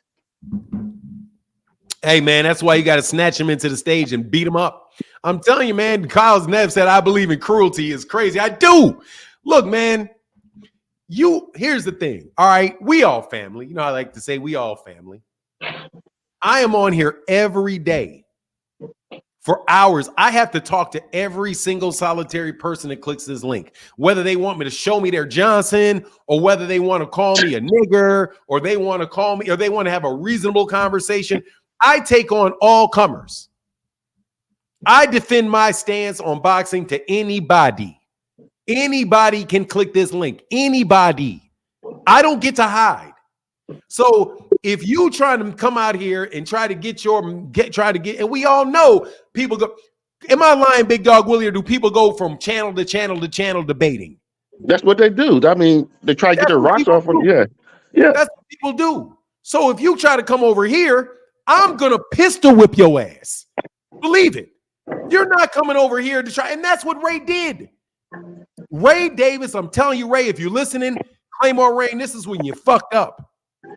When they said, I told you I'd get one.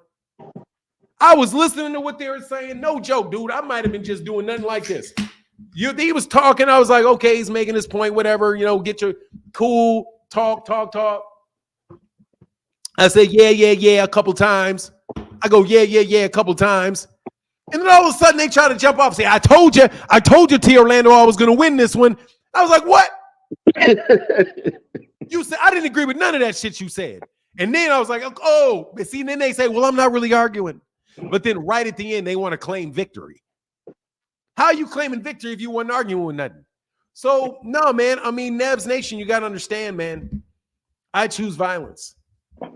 Every time I'm choosing violence on this because you're not getting your name off and running around. Oh, Fanon got fried. Going over to my guy BFTB's channel. Oh, I saw you fried, Fanon. Oh, I saw it. Go over there to boxing, somebody else's channel. I saw you fried. Y'all niggas ain't never seen nobody fry me, not never. Not never. Not including the channel you go to. Ain't seen them touch me. Not near one of them. So if you guys want to do it, I'm going to show you I know how to do it. I'm going to show you I know how to do it.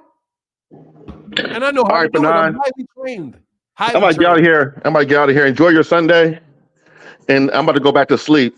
That hour was rough on me. So what was rough on you? That hour, that daylight saving time. That's just hard. Yeah. I was like, what the hell? They were like, it's 7:00. I'm like, what? Yeah. All right, bro. I'll get back. All right, man. All right, Big Dog Willie. Yeah, man. Sorry about that, man. I had to let y'all know. Y'all, come on, man, and debate me. I'll take it. Where you at, Christian? Where you at, Christian? Oh, no, I am. I'm highly trained. Highly trained at argumentation. Highly trained at arguments. Highly trained. I know exactly what I'm doing. You all don't know what you're doing. Why did Devin say no to Steven Espinoza, Kyle? Because he had no intent. Devin has no intention on fighting Gervonta. He has the intention on clout chasing Gervonta. That's why he said no. Because he has no intention on doing it. That's why. And now that we saw the sparring tape, now we know why he has no intention. Because that shit can go really bad for him. That can go. And that ass whooping is still fresh in his mind. The last time he got in the ring with that man did the two times Devin Haney been in the ring with Gervonta Davis, his ass got beat up both times. That's why. That's why. Like, man, this guy may go, man, this guy, I don't know what this dude gonna do on. I don't know what this dude gonna do to me. Because both times he got beat up. Both times somebody jumped in the ring and said, stop, Dev. Both times somebody jumped in the ring like, hey, man, stop it. And he doesn't have the power to keep him off. And Gervonta Davis is a very, very good fighter. And I don't know, man. I think y'all just, you know what it is. You know it. You know what it is.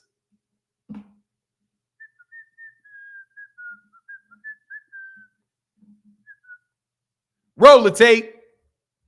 Man, I can't roll that tape no more, man. Cats ain't sponsoring that no more. Bro been scared for half his life and all this. I'm telling you, man, there's some dude who did not want to fight, man. I did not want to fight this dude called Johnny Knox. I am not going to lie, bro. I did not want to fight this dude named Johnny Knox. Johnny Knox, man, I swear to God, his name was crazy. Like, something ain't right with Johnny Knox. Like, I don't want to fight Johnny Knox. Like, Johnny, you back up off me. Like, Johnny, stop fucking wrestling me so much. But Johnny was really strong, and I know Johnny was older than me, and Johnny could fight. So I was like, man, I don't want to fucking fight Johnny, but I swear to God, if he keeps grabbing on me, I'm going to slap Johnny. But I really didn't want to fight Johnny because I was thinking this shit can go real, real south with this crazy ass dude. Real crazy. He's like 3 years older than me, very strong, not quite all in the, not quite all there. Good dude, but not quite all there. That's Tank. Yeah, you don't want to do that. Yeah, I don't think he really wants it like that. I don't really think he wants it like that. Devin, hey, we're DJ OC. DJ OC kind of like that too. I wouldn't want to fight DJ OC either. Overly strong ass. Muscles for no reason. Ain't done shit. Just muscle growing. Just sitting there. But the bad part is the Haney's asked for this. Dude, they're capped. They don't want that fight, man. They didn't even want Shakur Stevenson. They didn't even want Shakur Stevenson. With all that stuff y'all made up about Shakur Stevenson. But I ain't in it. I ain't in it. I don't have no horse. I don't have no dog in this race. I just don't like Tank. But you know what I mean? I ain't trying to hear that, man. Man, ain't nobody clicking the link.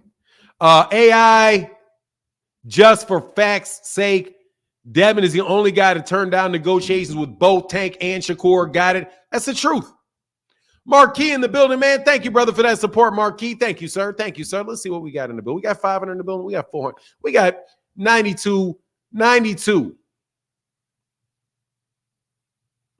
over there on Twitter. Man, follow me on Twitter. Follow me on Twitter. And 472, make sure y'all hit that like on this Sunday morning, man. I hate that box. My man didn't show up today. My guy probably got screwed over because he's like, man, the time, because it's only 10 o'clock. It's only 10 o'clock now, but it's 11 o'clock according to these clocks. Keith Nolan said, did somebody say nobody is sponsoring the tail? Oh, shit. Hey, man, I can't lie, bro. I can't lie. Thank you, Keith Nolan. Man, Keith Nolan has been the biggest sponsor this week. Man, I got to get Coach Ari her shit. Like, my heart, bro. Like, Tank.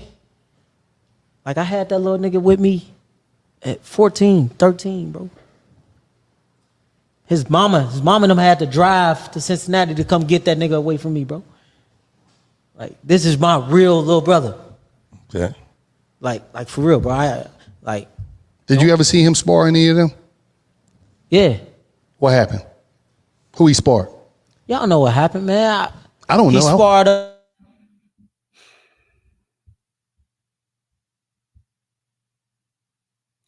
Look, man, rolling the tape.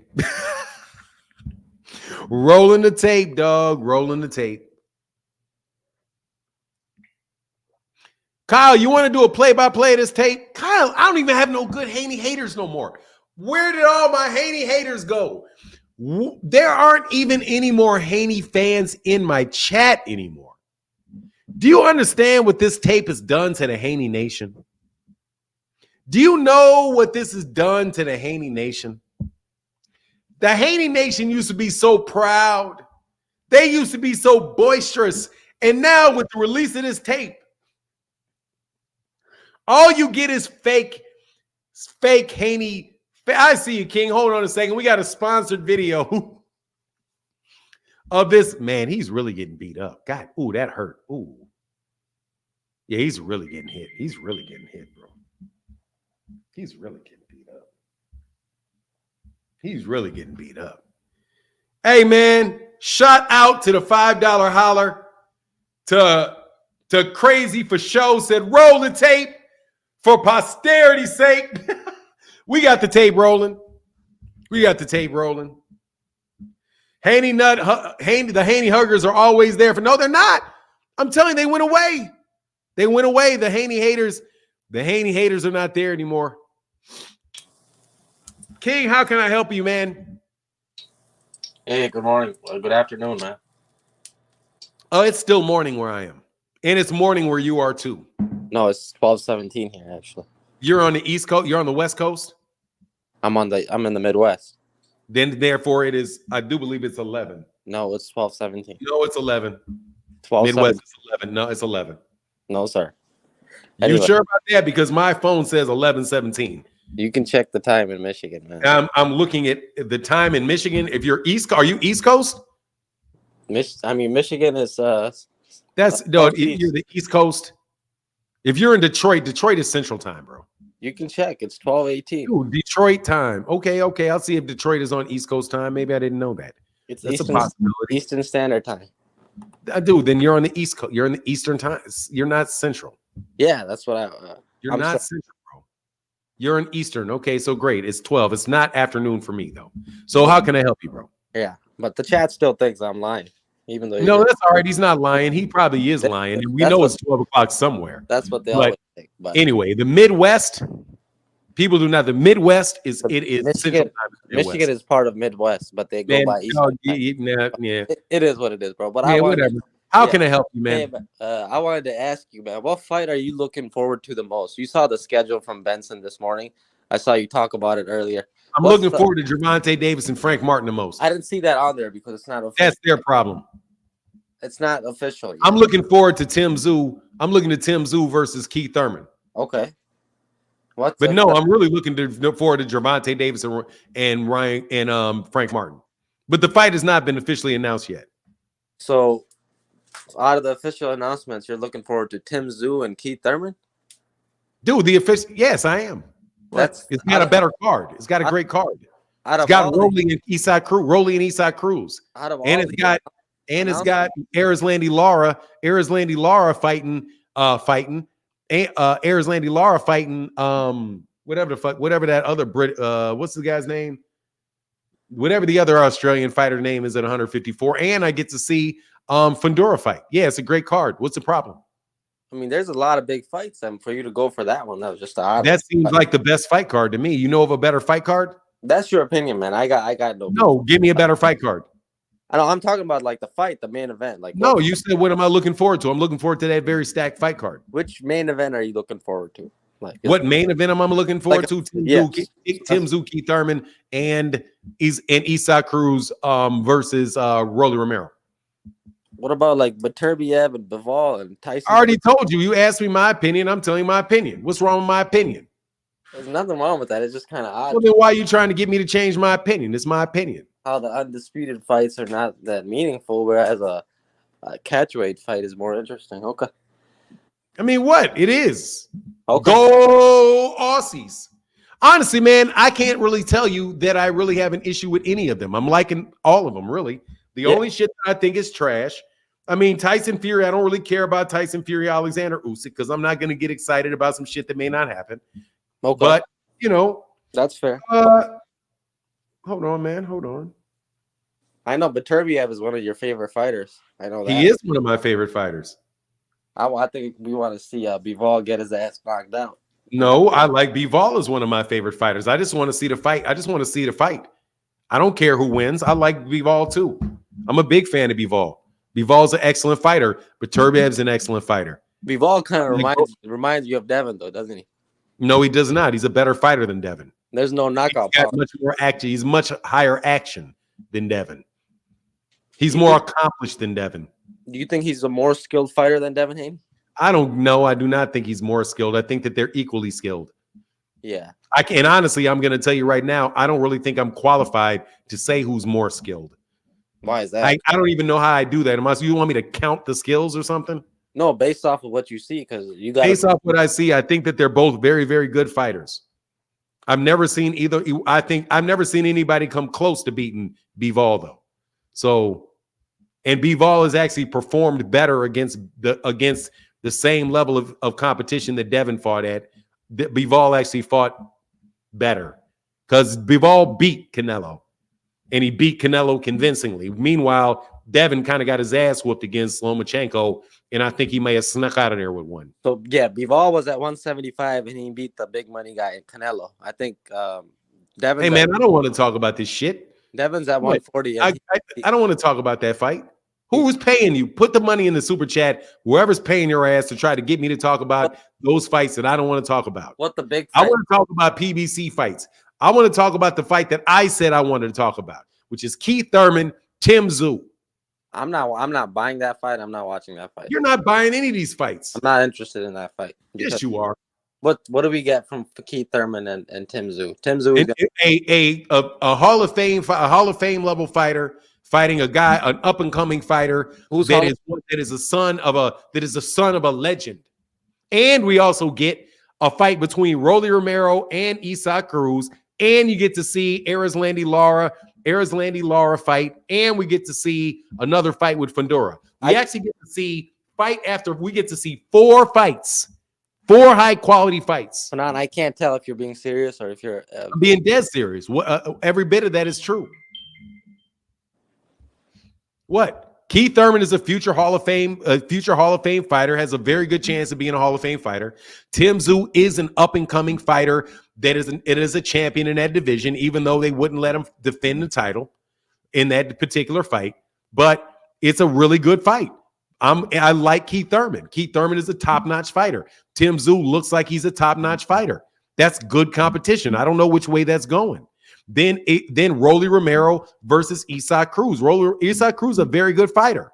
Rolly Romero is a very entertaining fighter. You don't know what's going to come out of a fight with Rolly because Rolly may catch you and knock you out.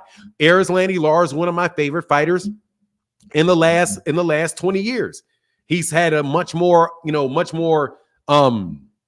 engaging fighting style as of late, but I'm looking forward to seeing him get back against Michael Zarafa. Who you got winning those fights? I told you I'm not doing predictions for you.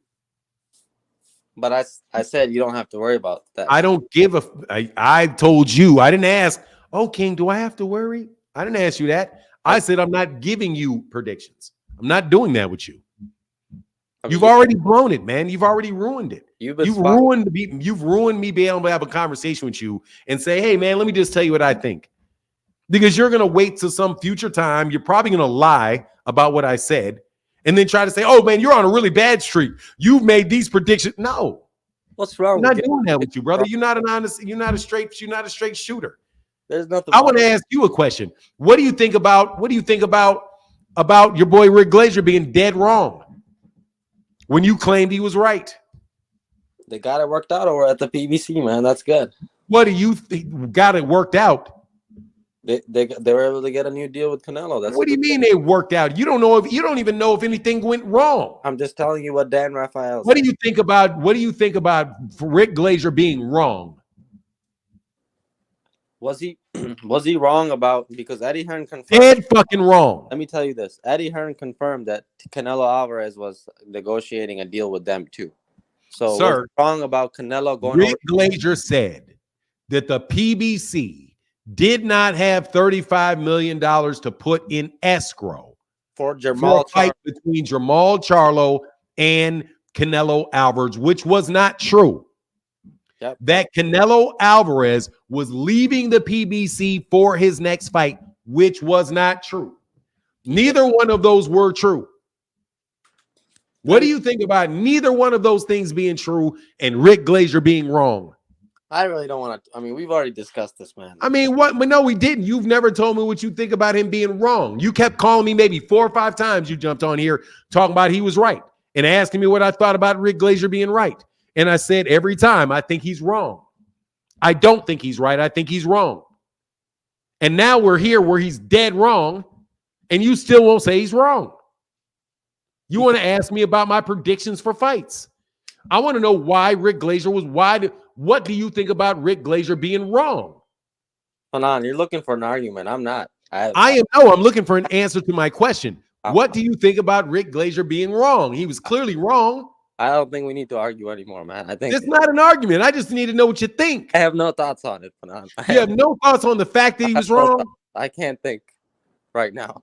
You can't think right now? Yes. I'm an hour behind. I can't think. Dick Glazier got your tongue? Dick Glazier got your tongue? Come on, man. Dick got your tongue? What's that, a bubbly? Yes, it's a bubbly. You can read. But I just wanted to ask you on your takes on those fights, man. There's a lot of big fights. My take was Rick Glazier was wrong. I'm so excited, man, for these. My take was Rick Glazier was wrong. And I'm wrong. I'm hoping you can call a lot of these fights back. No. When you call no, I'm not interested in that. I don't like calling fights. I may if a friend of mine calls fight for me and I can sit up and chill. Yeah. But man, I like to chill. I like to chill during fights. And then I'll do a video after that. I'm not looking for everybody's attention, man. You know, I'm on live streams every day during the morning. We chop it up every day. You know, we got some suspect ass people like yourself come by every once in a while, like every day with your suspect ass Rick Glazier lies that you be trying to spread. I thought we've been on a good roll in the past. Hell no, Doug. Don't ever trust that you're on a good roll with me. I don't trust you. I thought we made amends and we didn't make shit until we didn't make shit. I want to need to know why you up here lying for Rick Glazier. I didn't I say no. told you Rick Glazer was wrong, and you don't want to talk about that.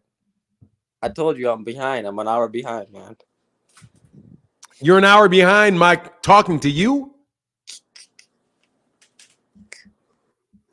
All right, man, but And you you know, would actually be an hour ahead. an hour behind because the time went up.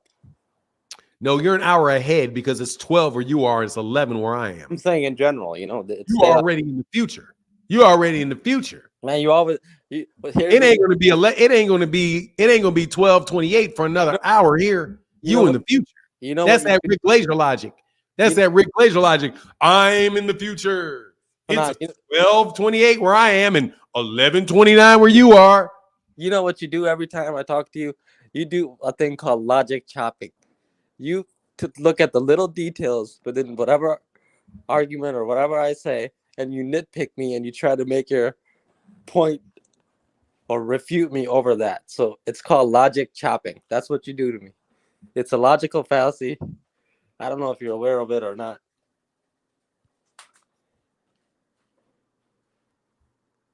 Trivial details. That's what you do, yeah. I focus on trivial details. It's called What's the trivial detail? What's the trivial detail? Nitpicking. Anything I say, you look at the specific detail. What is the trivial detail when I say that? When I ask you a question, why was Rick Glazer wrong? What is the trivial detail that I use there? Because there ain't shit trivial about that to me. Like the little thing I said about the time being an hour behind.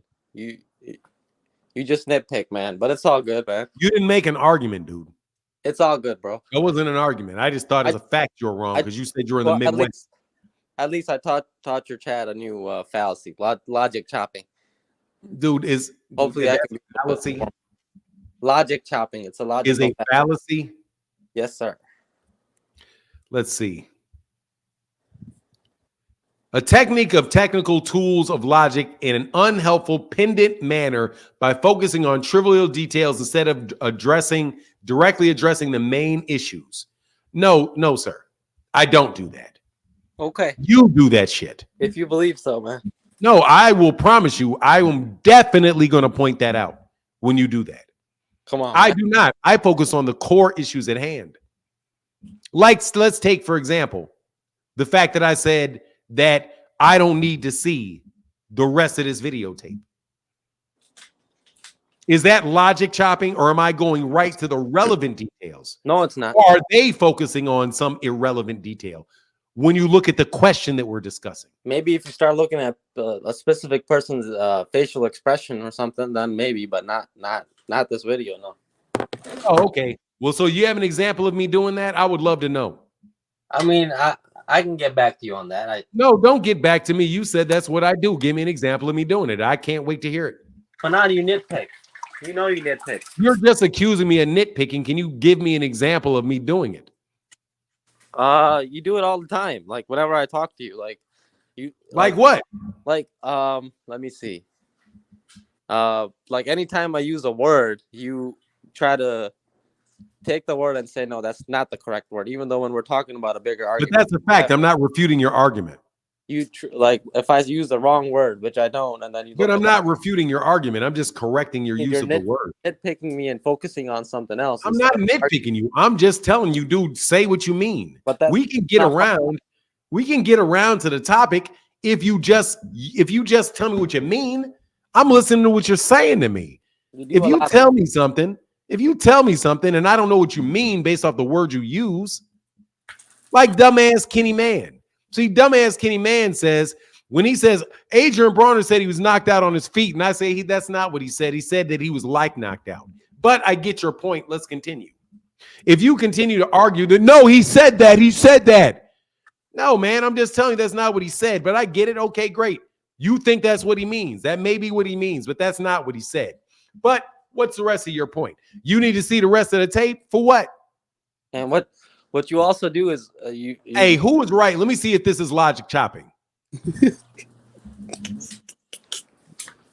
Rick Glazer was wrong when he said that the PBC didn't have $35 million to put in escrow by Tuesday. For Jamal Charlo. Yeah, no, it doesn't even matter for anybody. He said It could have been for anybody. He didn't have $35 million to put in escrow. The issue is put in escrow. No worries, man. But see, I mean, is that logic chopping? No, it's not. The fact that I'm saying in escrow, because in escrow, you don't think in escrow is what was logic chopping again? Let me see this. When you focus on the trivial details, using the technical tools of logic in an unhelpful and pedantic manner by focusing on trivial details. Okay, so trivial details. You think it's a trivial detail that he said in escrow? No, then he said you got to pay the money up front and put it in a bank account where the money is accounted for. You think that is a trivial detail? But see, what you did today was a red herring. I came up here to talk to you about the different fights and which fight is the best fight. What you did. No, a red herring is me telling you. Oh, you red herring. No, a red herring. Distracted the conversation by bringing up. No, I already told you the answer to my question. I answered your questions and changed the subject. You asked me what fight I was looking forward to, and that's not a debate. I told you what I was looking forward to. Keith Thurman versus Tim Tszyu. I answered the question. I answered you. I gave you the answer right there. Yeah, but I was trying to stick to that topic, man, and then you distracted. No, I got off that topic because I gave you the question. Now I want to know why you keep lying for Rick Glazier. I'm not lying for shit, man. You sure you ain't lying for Rick Glazier? Because I could have sworn you told me that Rick Glazier was right. I'm an independent contractor. You're an independent contractor? Ooh, that's a big admission. I work for. You're an independent contractor for whom? Fanan, are you sure that's bubbly in there? Yeah, I'm positive it's bubbly in here. Anyways, man, I just wanted to ask about the big fights, man. That's all. Why would you think it's not bubbly? I literally opened the can in front of you. You think I got like a hypodermic needle or something where I can put vodka in here or something? You said you're an independent contractor. You're an independent contractor for whom? I was just trolling you, man. I know that's bubbly in there. You don't know that this is bubbly in here. I could have put a hypodermic needle in here and some vodka.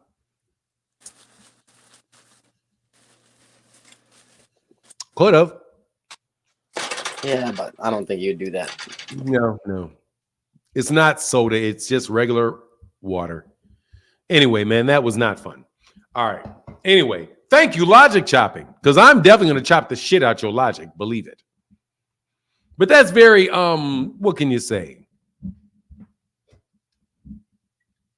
Subjective about whether or not something is trivial or not. But I do have all the techniques. So, yes, I have no problem. I will do that to your ass. I don't mind because I don't like you. Who shoots a can with a needle? I've never heard of that. I'm just telling you, man. Hey, I don't know. Somebody trying to poison your ass? Put a little something in that needle. Boop, put something in there. Anyway. Fanan, he was scared to talk down to the man who's paying him. You got him. You know what it is.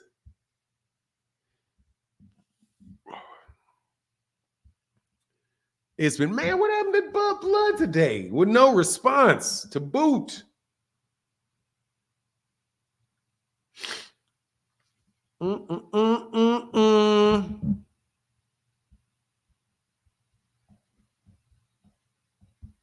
Big Dog Willie said, you torching the Haney cult with that sparring tape. They're doing it. I don't want to do it. And, hey, Mr. Legion said that video is a gift that keeps giving. Yeah, it is. Man, they have gone away. Where'd they all go? Next time he says he's chopping it up with you. Yeah, exactly. Yeah, I'm just chopping it up with you. Look, man, I'm going to tell you. That's no bias. That's logic and facts. Plot twist. I think I said something bad. I think I said twat plist.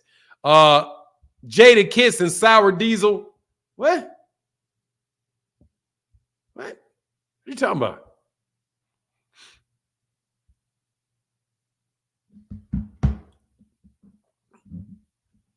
Now, I don't know how long I'm going to stay on here, though, man.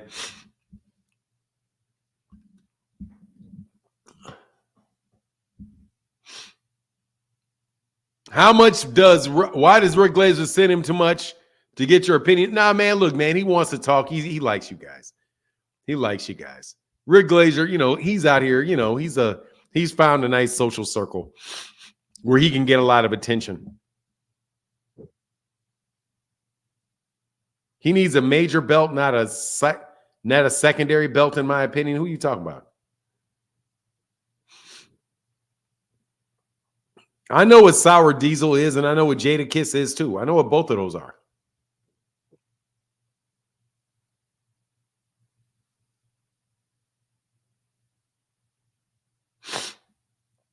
If King ST said, so if Bud fights the winner of Tim and Keith, which one gives him the tougher fight? I don't know. No, I will never talk to Rick Glazer, man. Please. For what? That shit is going to go south really fast.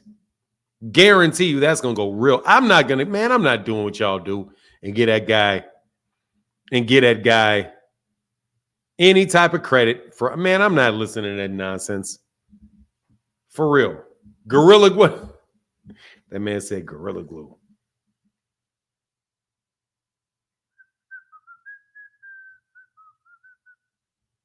Curtis Bynum be sending, what is this?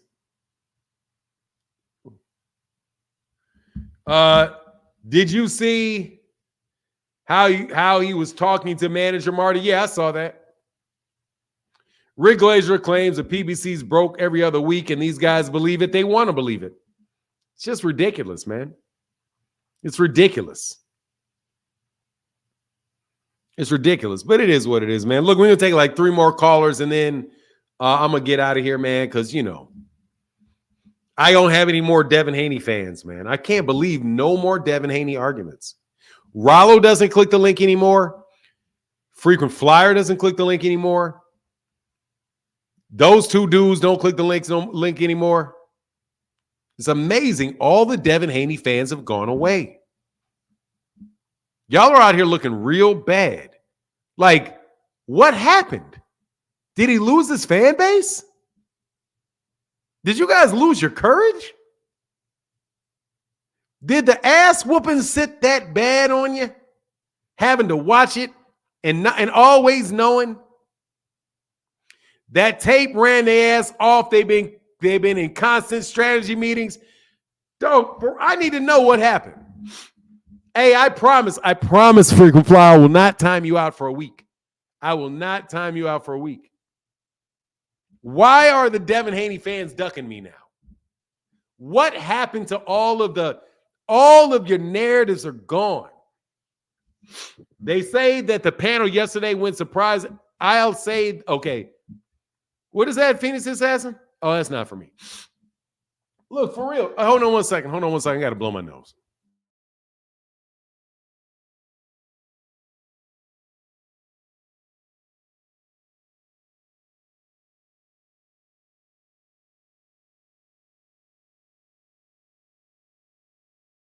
What is it? Come on, man. Y'all are acting like Anthony Joshua fans, like he already lost. Come on, man. Y'all supposed to be bigging him up. Come on, man. Devin. Rollo.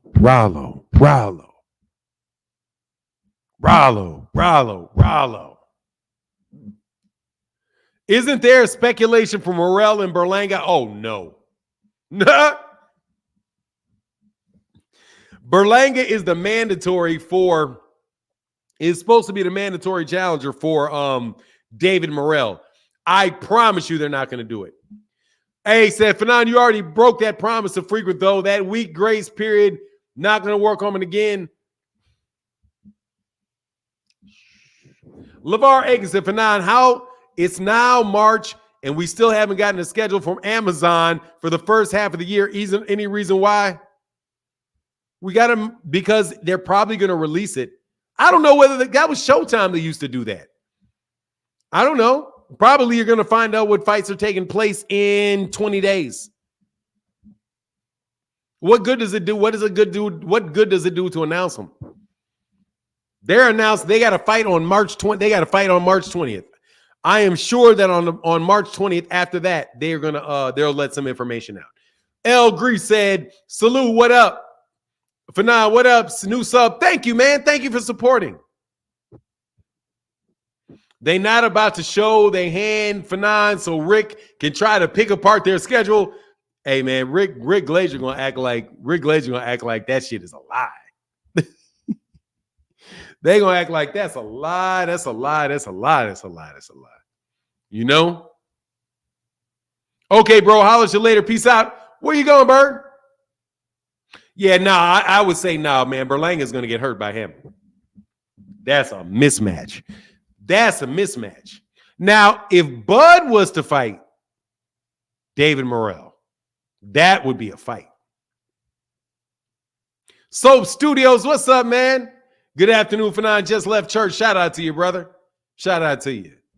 Kamal Oz in the building says Eddie Hearn will ignore the Berlanga mandatory order for David Morrell the same way he did John Ryder for Morrell, swerving him like the plague because he ain't stupid. Because he ain't stupid. That is a good way to get your behind whooped. That's a good way to get whooped. That is a good way to get whooped. Jorge in the building said they need to stop those fights between boxers and non-boxers before somebody get hurt. Saludos. Yeah, that could have been really bad. Fight Game said, I'm so pissed at Bud, bro. What the F are you doing? Dude, he's got to get that paycheck, man. Oh, yeah, I would love David Morrell and David Benavidez, but they're not going to do that. They're not going to do that. They're not going to do that. David Morrell need to drop that. I don't know if he need to drop that belt. David Morrell's in a good position because does he have 10 fights yet? As long as David Morrell can stay at that weight class, man, that's the big fight coming up. That's the best fight coming up down the road.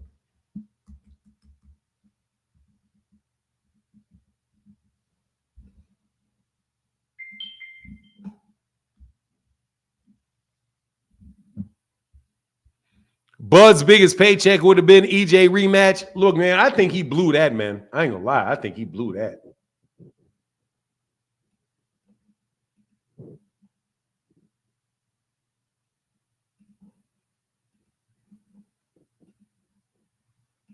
I think he blew that one.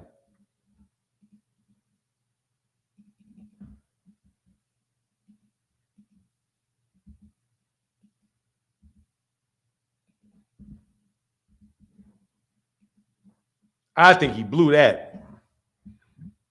Acting crazy with them negotiations. Benavidez Morrell should only be for a unification. I mean, hey, man, those guys, those are two of the best fighters. Like, I think those are probably the best two fighters in that division are the guys without the belts.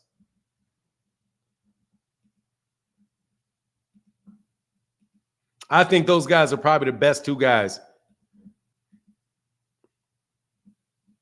in that division of the guys without the belts. David Morrell's got one, but you get my point. That is a fantastic fight. Fantastic fight.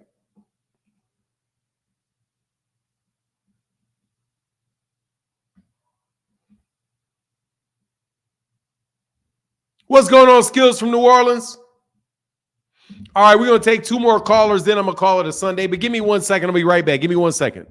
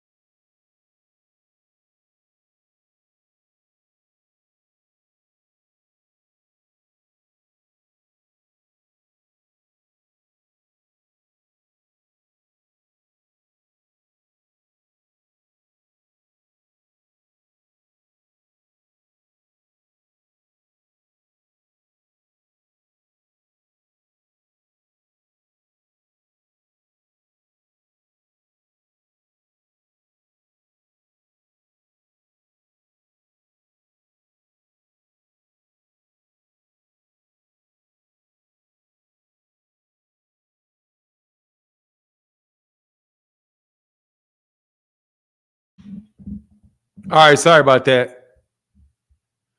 Question: Does Canelo having fought Bivol help? Come on, man. Come on, Kyle. Take that L, brother. Getting his ass whooped by Bivol, does it help his resume? No, it does not. No, it does not help his resume, getting his ass whooped by Dimitri Bivol. I'm sure it will in some people's eyes, though. Hey, man, what's up, Nevs Nation? Thank you for following me on Twitter, brother. Thank you for following me, Nevs Nation, on Twitter.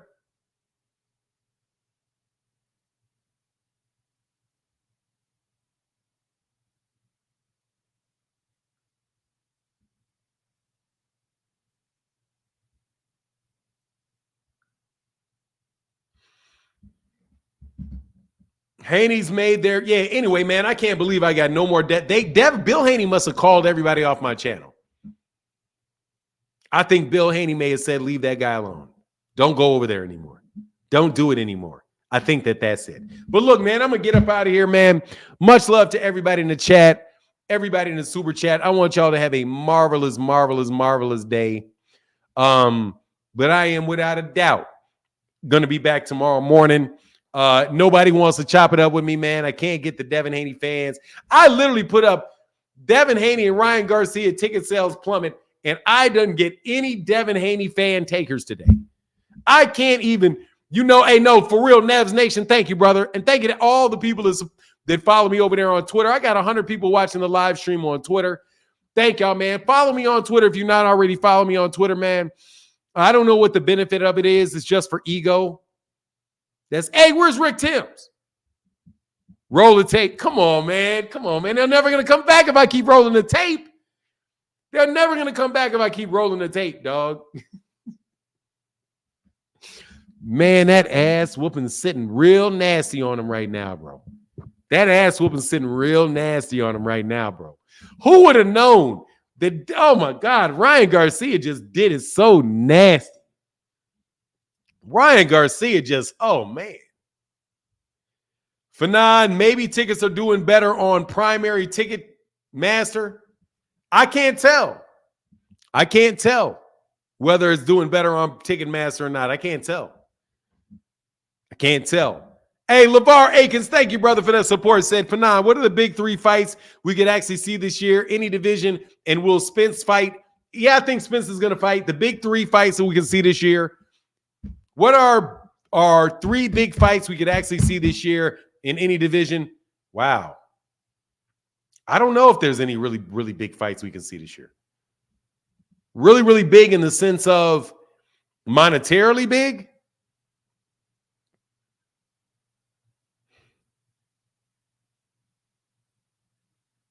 Canelo Benavidez. I'm still holding out hope for Canelo Benavidez.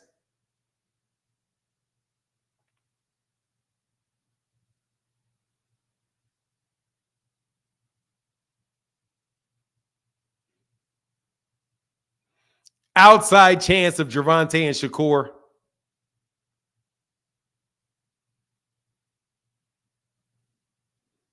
Devin and Boots. The biggest fight in boxing is Devin Haney and Jaron Boots Ennis. Now, for real though, who can we really see?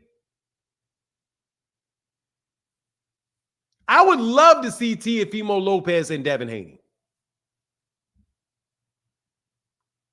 Nah, man. Bud versus Mel, no. Bud and Jamal, maybe he'll fight Jamal at 160. Bud and Jamel, maybe he'll fight Jamel. If he goes up to 160, then coming back down to 130. I don't know. I just think that's a bogus-ass fight. Come on, don't call nobody a mutt, man. Come on, Asante. Don't call that man a mutt. I'm a mutt. I'm a mutt.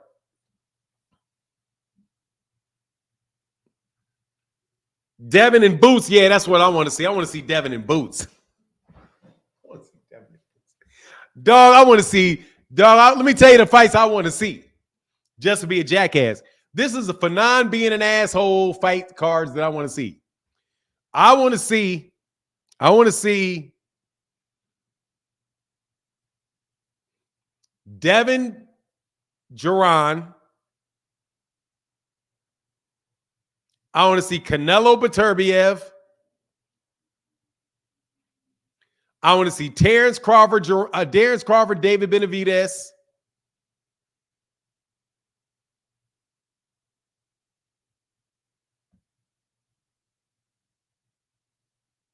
Bam Rodriguez, Monster Inoue. Man, there's a real one. Shakur and Lomachenko. Nah, I'm a mutt. Yeah, I am. Come on, man. I'm not even going to do my blood test because I know dang well I'm a mutt. Everybody in my family's a mutt. Everybody around is all mixed up. There's different mutts, and you're not one, Mark. Well, I appreciate you, man. Thank you, brother. I appreciate that. Morrell and Haney? Oh, no. I'll take David. Oh, I'll take Terrence Crawford, Devin Haney. Keith Thurman, Clarissa Shields. Adrian Bronner, Alyssa Bumgardner.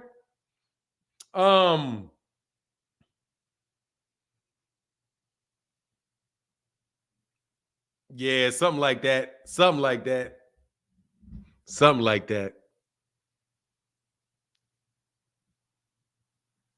Those are all slaughter fights. Seem fun to me. Seem like they're good, fair fight to me. Why would you say Devin Haney and Jerron Ennis is a slaughter fight? Devin's the top 140 pounder. And skill-wise, he's much better than Jerron is. Come on, man. He's the youngest undisputed champion in history. He's dominating the 140-pound division. And Jerron has never beat anybody. Come on, man. Be real. For all the people from Philadelphia watching out here today, except that clown frequent flyer, and here for boxing, he definitely doesn't respect us. We don't really worship no 25-year-old men like that in here in Philly. Hey, man, did you hear how I said that with a straight face? See, here for boxing, get a tape recorder of that. Put that on tape.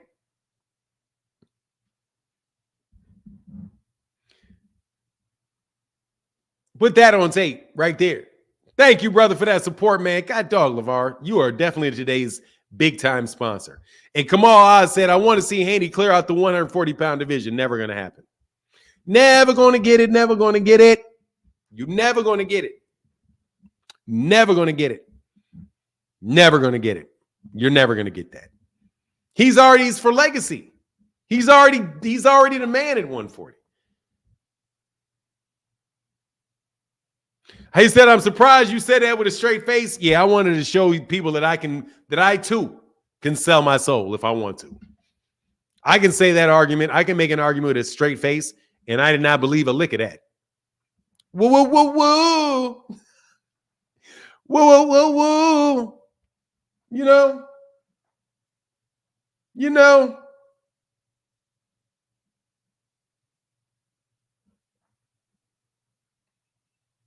Vlad's dad said my super chats don't pop up. My bad. Oh, no, Vlad's. Let me see. No, Vlad's dad, it's right here. Thanks, Fanon. I missed it. I'm my bad. Thanks, Vlad dad. He said, thanks, Fanon. Yes, sir. No, thank you, brother. Thank you. Let me go back because I might have missed some super chats. I got that. I think I got everybody else's. Thank you, Vlad's dad. I'm sorry. No, man. It popped up. I just missed it. And that's my bad. Please forgive me. Please forgive me. Please forgive me. Please forgive me. Please forgive me. Gary Russell Jr. Monster anyway would love it. Would love it. Would love it. Would love it. Would love that fight. Would love that fight.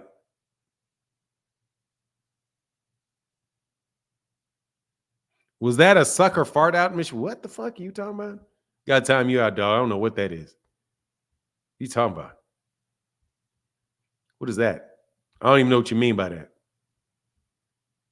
Oh, yeah, I would take it. Gary Russell, yeah, go ahead and fight him right away. Yeah, love to see it. I would love to see that fight. Gary Russell and Steve Fulton, yeah, I would love to see that fight too.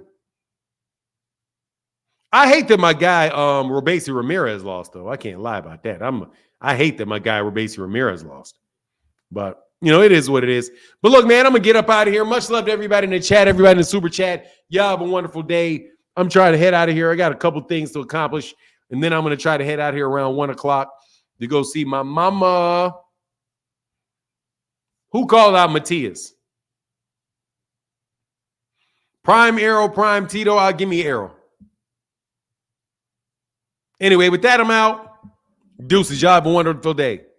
Slim said, "Why I keep getting blocked?" Slim, I don't know why. Let me help you out. Let me help you out, Slim. Let me help you out, Slim. Let me help you out, Slim. So you don't keep getting blocked. I'm gonna do the research and see, number one, who blocked you. Who blocked you? But blah blah blocked you. Who blocked you?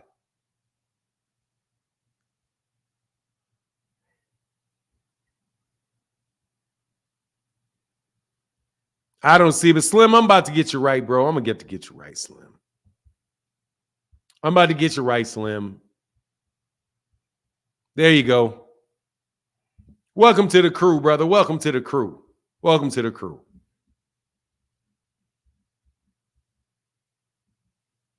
Anyway, with that, I'm out. Oh, Gary Russell. Yeah. We love that. We love that. We love that shit.